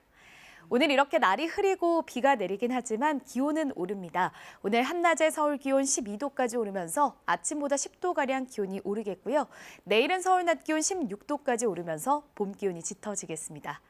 오늘 전국이 흐리겠고요. 중서부 지역을 중심으로는 밤사이에 미세먼지 농도가 높아지겠습니다. 현재 기온 살펴보겠습니다. 어제보다 2도에서 5도가량 기온이 높습니다. 서울이 3.6도, 대구 1.1도 가리키고 있고요. 한낮에는 서울이 12도, 광주 10도, 강릉 11도, 대구 11도까지 오르면서 대부분 10도의 기온을 웃돌겠습니다. 바다의 물결은 제주 해상과 남해상에서 물결이 차츰 높게 일겠고요. 해상에는 천둥번개도 치는 곳이 있겠습니다. 경칩인 내일은 전국이 대체로 맑을 것으로 예상되고요. 영남 해안 지역은 낮에 비가 그치겠습니다. 날씨 전해드렸습니다. 코로나19 백신 접종이 빠르게 진행 중인 미국에서는 일부 주를 중심으로 마스크 의무화가 해제되는 등 규제 완화 움직임이 본격적으로 일고 있습니다. 백악관과 전문가들은 우려를 표명했습니다. 로스앤젤레스 이영현 특파원입니다. 미 텍사스주가 미국 시각 수요일부터 마스크 착용 의무화를 해제했습니다. 또 모든 사업장과 영업장에 대해 정원의 100%까지 손님을 받아 영업하도록 허용했습니다. It is now time to open Texas 100%. Also, I am ending the statewide mask mandate. 미시시피 주지사 역시 수요일부터 더는 마스크를 쓰지 않아도 된다고 선언했습니다. This new order removes all of our county mask mandates and allows businesses to operate at full capacity. 두 주지사는 모두 공화당 소속으로 신규 확진자 감소와 백신 보급의 확대로 이 같은 결정을 했다고 밝혔습니다. 켄터키, 루이지애나 등 일부 주들은 영업장 인원 제한을 완화하고 사우스캐롤라이나주는 주류 판매와 집회에 대한 규제를 없앴습니다. 보건 전문가들은 급감하던 신규 확진자가 이전 주보다 2% 이상 늘어났고 일주일 평균 사망자도 2,000명 안팎이 나오는 상황에서 성급한 조치라는 비판을 잇따라 내놓고 있습니다. 특히 이 같은 결정이 변이 바이러스의 급속한 확산을 초래할 수 있다고 우려했습니다. Variants are starting to take over, and if they become dominant and we relax restrictions, I think we can absolutely see a huge spike. 미 보건당국도 다시 한번 마스크의 중요성을 강조했습니다. I would still encourage individuals to wear a mask, to socially distance, and to do the right thing to protect their own health. 조 바이든 대통령은 미국 시각 화요일 백악관 연설을 통해 오는 5월 말까지 모든 미국 성인에게 충분한 백신을 제공할 수 있다고 밝히면서 지금은 경계를 늦출 때가 아니라며 일부 주들의 성급한 결정을 비판했습니다. 로스앤젤레스에서 KBS 뉴스 이영현입니다. 유럽에서도 봉쇄 완화가 잇따르고 있습니다. 코로나19 확진자 수가 줄면서 업종별로 단계적인 완화 조치들을 내놓고 있는데요. 독일 상황 대표적으로 보겠습니다. 김귀수 특파원이 전해왔습니다. 생필품을 파는 마트 등을 제외하고 대부분의 상점의 영업을 정지한 강력한 봉쇄 조치를 석 달간 이어왔던 독일. 이달 28일까지 봉쇄 조치를 연장하면서 일부 업종에 영업을 허용하는 완화 조치를 내놓았습니다. 최근 일주일간 인구 10만 명당 신규 확진자 수가 100명 이하일 때라는 단서 아래입니다. 완화 조치는 총 5단계로 이루어졌습니다. 학교와 미용실 문을 여는 1단계는 이미 시행됐고 다음 주 월요일부터 서점과 꽃집 등이 영업을 시작할 수 있습니다. 네일샵이나 마사지 샵도 음성 확인서가 있으면 이용 가능합니다. 일주일간 10만 명당 신규 확진자가 35명 이하일 땐 상점과 박물관, 동물원에 갈 수 있습니다. 이 같은 완화 조치는 독일의 신규 확진자 수가 눈에 띄게 감소했기 때문입니다. 하루 확진자가 3,000명 선까지 떨어진 적도 있었고 최근 일주일간 10만 명당 신규 확진자는 60명대 중반까지 내려섰습니다. 하지만 변수는 변이 바이러스입니다. 최근 독일의 신규 확진자 중 변이 바이러스 비율은 50%. 지난달 5일 5.8%에서 17일엔 22%를 넘어섰고 그로부터 2주 후에 2배 이상 상승한 겁니다. 전문가들은 이달 안에 변이 바이러스 확진자가 신규 확진자의 80% 이상이 될 거라고 경고하고 있습니다. 이에 독일 정부는 신규 확진자 수가 10만 명당 100명 이상으로 상승한다면 비상 브레이크를 작동해 다시 전면 봉쇄 조치를 취하기로 했습니다. 또 일주일에 최소 한 차례 무료 신속 진단 검사를 병행해 변이 바이러스 확산을 최대한 억제할 계획입니다. 베를린에서 KBS 뉴스 김규수입니다. 울산의 한 어린이집 보육교사가 아이들을 학대해왔다는 신고가 접수돼 경찰이 수사에 나섰습니다. 아이를 밀치고 식판을 그냥 뺏어가고 이런 학대 정황들 100여 건이 나왔는데 해당 어린이집 정부 인증까지 받은 곳이었습니다. 보도에 주아란 기자입니다. 아이들을 촬영하던 어린이집 보육교사가 한 아이와 부딪히고 튕겨나간 아이는 그대로 책상 모서리에 얼굴을 부딪힙니다. 하지만 이 교사는 무슨 일인지 아이가 춤을 추다 넘어져 다쳤다고 부모에게 거짓말을 했습니다. 부모는 교사의 행동이 의심쩍어 어린이집 CCTV를 확인하는 과정에서 학대의 정황들을 발견하고 경찰에 신고했습니다. 사진을 찍기 위해서 아이들을 방치를 하고 다른 아이의 식판을 뺏기 위해서 저희 아이를 밀쳐서 넘어지는 거. 아이가 넘어지는 게 거의 일상인 거예요.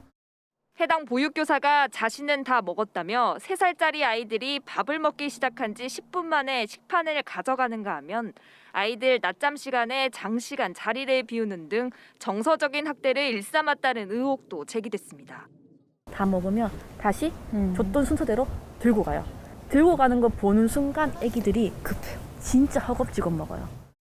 이 보육교사가 지난해 담당했던 2, 3살 아동 5명 모두 이런 피해를 본 것으로 확인됐습니다. 해당 어린이집은 보건복지부의 평가 인증을 받은 곳이었지만 최근 2달 분량의 CCTV를 통해 확인된 아동학대 정황만 100건이 넘는 것으로 알려졌습니다. 고의적으로 이렇게 하기보다는 자기도 그렇게 하는지 잘 몰랐다. 경찰은 해당 교사와 아동학대 신고 의무자인 원장을 아동복지법 위반 등의 혐의로 입건해 조사하고 있습니다. KBS 뉴스 주아랑입니다. 전 세계 영화제를 휩쓸고 다음 달 오스카에 도전하는 영화 미나리가 이번 주 드디어 국내 관객들을 만납니다. 동남아시아계 공주가 주인공인 디즈니의 새 애니메이션도 선을 보이는데요. 개봉 영화 소식 김지성 기자입니다. 낯선 땅 미국에서 병아리 감별사로 생계를 이어가던 부부. 그동안 모은 돈으로 자신의 농장을 가꾸겠다며 남편이 새로 구한 집은 바퀴 달린 집, 낡은 컨테이너입니다. 여기 대체 어디야? 집이지. 우리 새로 시작한다고 그랬잖아. 이게 그거야. 가뜩이나 몸이 약한 어린 아들의 건강을 우려하던 아내는 친정어머니를 미국으로 모셔오고 이때부터 외할머니와 손주들의 동거가 시작됩니다. 비켜라 이놈아. 80년대 미국으로 이주한 한인 가족의 정착기를 그렸지만 국적을 떠나 누구나 공감할 수 있는 가족 이야기로 부모 세대에게 바치는 헌사이기도 합니다. 나의 어머니의 이야기, 아니면 아버지의 이야기, 할머니의 이야기, 그리고 반대로 또 내가 어머니가 됐을 때의 어떤 느낌들이나 이런 부분들이 굉장히 보편적이면서도 담담하게 그려져 있거든요. 세계 여러 영화제에서 지금까지 70개 넘는 상을 받았고 골든글로브 최우수 외국어 영화상을 받으며 다음 달 오스카상까지 받을지 관심입니다. 시한부 판정을 받고 산속에서 남은 삶을 혼자 묵묵히 살아가던 남성 앞에 한 번도 본 적 없는 아들이 찾아옵니다. 혼자 걷던 길을 둘이 걷고 함께 밥을 나눠 먹은 것뿐인데 퍼석거리던 이의 일상에 생기가 돌기 시작합니다. 글 진짜 많네.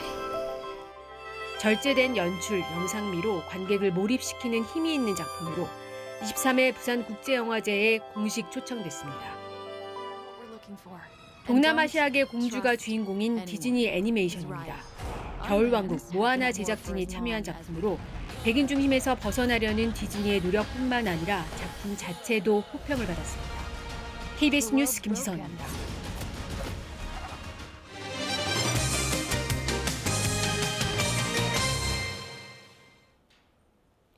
코로나19 백신 접종이 한창인 요즘 근거 없는 허위 정보나 가짜 뉴스가 유포되고 있습니다. 불안감을 조장하는 거짓 글들이 성행하자 경찰과 자치단체가 집중 단속에 나섰습니다. 송국회 기자가 취재했습니다. 한 인터넷 커뮤니티 게시판입니다. 기저질환자는 코로나19 백신을 맞으면 사망한다. 젊은 사람은 백신을 접종할 필요가 없다는 글이 버젓이 올라와 있습니다. 모두 과학적인 근거가 없는 가짜 뉴스입니다. 실제로 보지도 못했으니까 오히려 그냥 그런 정보들만 보고 불안한 마음만 커져가는 것 같아요. 충청북도 경찰청이 최근 주요 인터넷 게시판에 올라온 코로나19와 백신 접종 관련 허위 게시물 90여 건을 집중 분석했습니다. 백신을 맞으면 장기가 손상돼 출혈이 난다. 접종 뒤 입에서 피가 난다. 백신에 유전자 변형 DNA와 신경 독소 발암 물질이 포함돼 있다는 등의 허위 정보가 무분별하게 유통되고 있는 것으로 나타났습니다. 명백히 허위로 판명되거나 근거 없는 소문 이런 게시글들은 방심이나 해당 사이트 운영자에게 삭제 차단을 요청하고 있습니다. 자치단체도 집단 면역을 해치고 방역에 차질을 주는 명백한 업무 방해라면서 허위 게시물에 대해 수사기관에 고발 조치하기로 했습니다. 면역 확보 시점이 지연되는 상황이 발생될까 우려가 돼서 백신 관련 게시물들이 저희가 상시 모니터링하고 있습니다. 경찰은 가짜 뉴스를 생산하거나 퍼뜨리면 최대 7년 이하의 징역에 처할 수 있다고 강조했습니다. KBS 뉴스 송국혜입니다. 한명숙 전 총리 사건의 위증 교사 의혹을 조사해온 이문정 대검 연구관이 관련 업무에서 배제됐다고 주장했죠. 반면에 대검은 이문정 연구관에게 사건을 배당한 적이 없기 때문에 직무 배제가 아니라고 반박하고 있는데요. 이런 가운데 이 사건에 공소시효가 임박하고 있습니다. 김민철 기자가 보도합니다. 한명숙 전 총리 사건의 위증 교사 의혹은 지난해 4월 법무부에 진정이 접수됐습니다. 2달 뒤 대검 감찰부도 조사에 들어갔습니다. 감찰부 소속 이문정 대검 연구관은 지난해 9월부터 관련자들을 상대로 문답서를 주고받는 등 사실관계를 파악해온 것으로 알려졌습니다. 위증을 시킨 것으로 지목된 검사에게도 서면 질의를 보냈지만 답변은 못 받은 것으로 전해졌습니다. 조사는 계속 이어졌지만 최근까지도 임 연구관에게 수사 권한이 부여되지 않아 정식 수사로 전환되지는 않았습니다. 이 때문에 지난달 법무부는 임 연구관을 서울중앙지검 검사로 겸임 발령해 수사 권한을 줬습니다. 그런데 그제 대검이 감찰 3과장을 위증교사 의혹 사건의 주임 검사로 지정하면서 임 연구관은 조사를 계속 이어가기가 어렵게 됐습니다. 문제는 공소시효입니다. 허위 증언을 했다는 의혹을 받고 있는 증인 2명은 각각 2011년 3월 7일과 3월 23일에 법정에 섰습니다. 남에게 피해를 줄 목적으로 위증을 한 경우 적용되는 모해 위증죄의 공소시효가 10년이어서 각각 공소시효를 이틀과 18일 남겨뒀습니다. 공소시효를 며칠 앞두고 새로 주임검사를 지정한 만큼 위증 의혹은 물론 검사의 위증교사 의혹 모두 제대로 규명되지 못할 거란 관측이 나옵니다. 추미애 전 법무부 장관은 공소시효가 임박한 시점에서 사건을 뺏는 것은 지휘권의 부당한 남용이자 노골적인 수사 방해라고 주장했습니다. 대검은 수사와 감찰 사안에 대해서는 입장을 내놓을 수 없다고 밝혔습니다. KBS 뉴스 김민철입니다. 코로나19로 어려운 지역 소상공인을 돕기 위해 많은 지자체가 지역 화폐를 발행 중인데요. 충전액의 10%를 지자체가 지원한다는 점을 노려 지원금을 빼돌린 일당이 붙잡혔습니다. 1000여 명을 모아서 허위 결제를 시키는 수법을 썼는데 폭력 조직원까지 개입했습니다. 김용덕 기자가 보도합니다. 수도권의 한 매장, 한눈에 봐도 영업하는 곳이 아닙니다. 그러나 엄연히 지역화폐 가맹점입니다. 화장품으로 등록돼 있었습니다. 이상 거래로 해서 수사 의뢰를 한 거죠. 모바일 기준으로 해서 가맹점 등록을 하거든요. 저희를 찾아올 필요가 없어요. 경찰에 적발된 3개 지역의 매장 6곳에서 지난해 발생한 지역화폐 매출은 47억 원. 지자체는 그 10%를 지원했는데 알고 보니 허위 매출이었습니다. 지역화폐는 소비자가 구입해 사용한 금액의 10%를 지자체가 더 얹어주는 방식입니다. 그런데 가짜 이용자들을 모아 실제 물건을 사고 팔지 않고 허위 결제하는 수법을 쓴 겁니다. 가맹점 등록부터 결제까지 비대면 모바일로 가능한 점을 노린 겁니다. 경찰에 적발된 20명 가운데는 관리 대상 폭력저 직원도 포함돼 있었습니다. 경찰 조사 결과 이들은 고등학생 200여 명 등 약 1,300명을 동원해 범행에 이용했습니다. 주로 협박 등 방법을 통해 다단계 방식으로 사람들을 모집했습니다. 임대차 계약서만으로 사업자 등록증을 발급받고 사업자 등록증만으로 지자체에 가맹점 등록을 함으로써 범행의 여지가 생겼다는 부분이 밝혀졌습니다. 해당 지자체들은 보조금을 환수하고 과태료를 물릴 방침입니다. 모바일 방식 지역 화폐를 발행하는 지자체는 79곳. 경찰은 유사범죄 가능성이 높은 것으로 보고 수사를 확대하고 있습니다. KBS 뉴스 김용덕입니다. 부산시가 최근 북항 재개발 사업 예정지에 대규모 생활형 숙박시설을 승인했습니다. 바다 조망을 훼손한다는 우려로 인근 주민들이 반발하자 부산시가 민관협의체를 만들었는데요.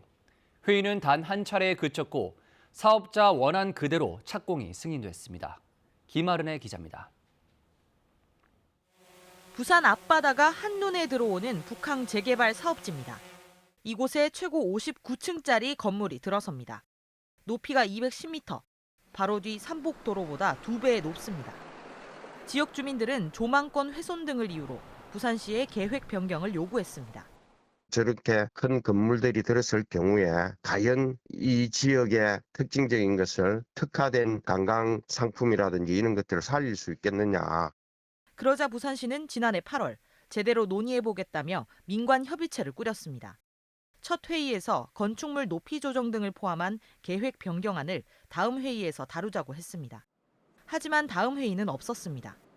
6개월간 한 차례 회의를 토대로 부산시는 사업자 계획안대로 착공을 승인했습니다. 민원해소 협의체를 가동을 시켜놓고 실제적인 역할을 하지 않고 있다.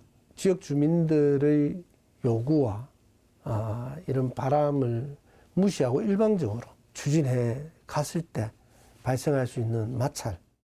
부산시는 이제 와서 조망권 침해는 직접 개입이 힘들다고 발을 뺍니다. 건축법령에는 조망권을 내는 건 전혀 없죠. 이건 민사적인 사항일 수밖에 없는 사항이죠. 저희들은 해수부가 수립한 지구단위 계획에 따라 허가해 준 것밖에 없는데. 민원에 떠밀려 보여주기식 민관협의체를 운영했다는 비난이 거세지는 가운데 북항 재개발 지역에선 또 다른 대규모 생활형 숙박시설 건립이 추진되고 있습니다. KBS 뉴스 김아른입니다. 이 시각 출근길 교통 상황 알아보겠습니다. 서울경찰청입니다. 목요일 출근길 교통정보입니다. 요즘 전동 킥보드 편리한 이동 수단으로 이용하고 계시는데요. 2명씩 타고 지나는 모습을 종종 볼 수가 있습니다. 탑승 인원은 1명으로 제한되며 무엇보다 안전모 반드시 착용하시기 바랍니다. 올림픽대로 잠실 방면 여의 상류에서 한강대교 사이 5차로상 추돌 사고 여파로 여의 하류부터 밀립니다. 오늘 강변북로 일산 방면 상황이 좋은 편인데요. 동호대교와 한남대교 사이로만 지체 감안하시기 바랍니다. 내부 순환로 성산 방면으로는 홍은램프 부근으로 잠시 속도 떨어지고요. 공황대로 발산역에서 등촌 삼거리 쪽으로 들어오는데 출근길 정체가 자리했습니다. 한강대교는 북단에서 남단 쪽으로 정체입니다. 교통 통제 및 혼잡 예상 정보입니다. 시청 후문 앞에서는 오후 2시부터 3시까지 집회가 있을 예정입니다. 공사 구간으론 동부간선도로 의정부 방향 원릉교 부근에서 밤 10시부터 다음날 새벽 5시까지 부분 통제될 예정입니다. 교통정보였습니다.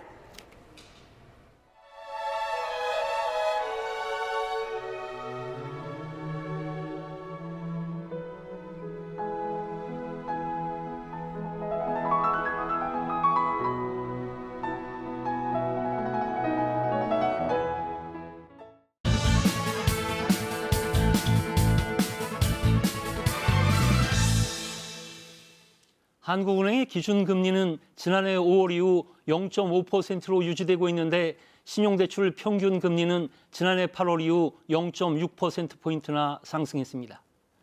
1억 원을 신용으로 대출받았다면 이자 부담이 연 60만 원이 늘어난 것입니다.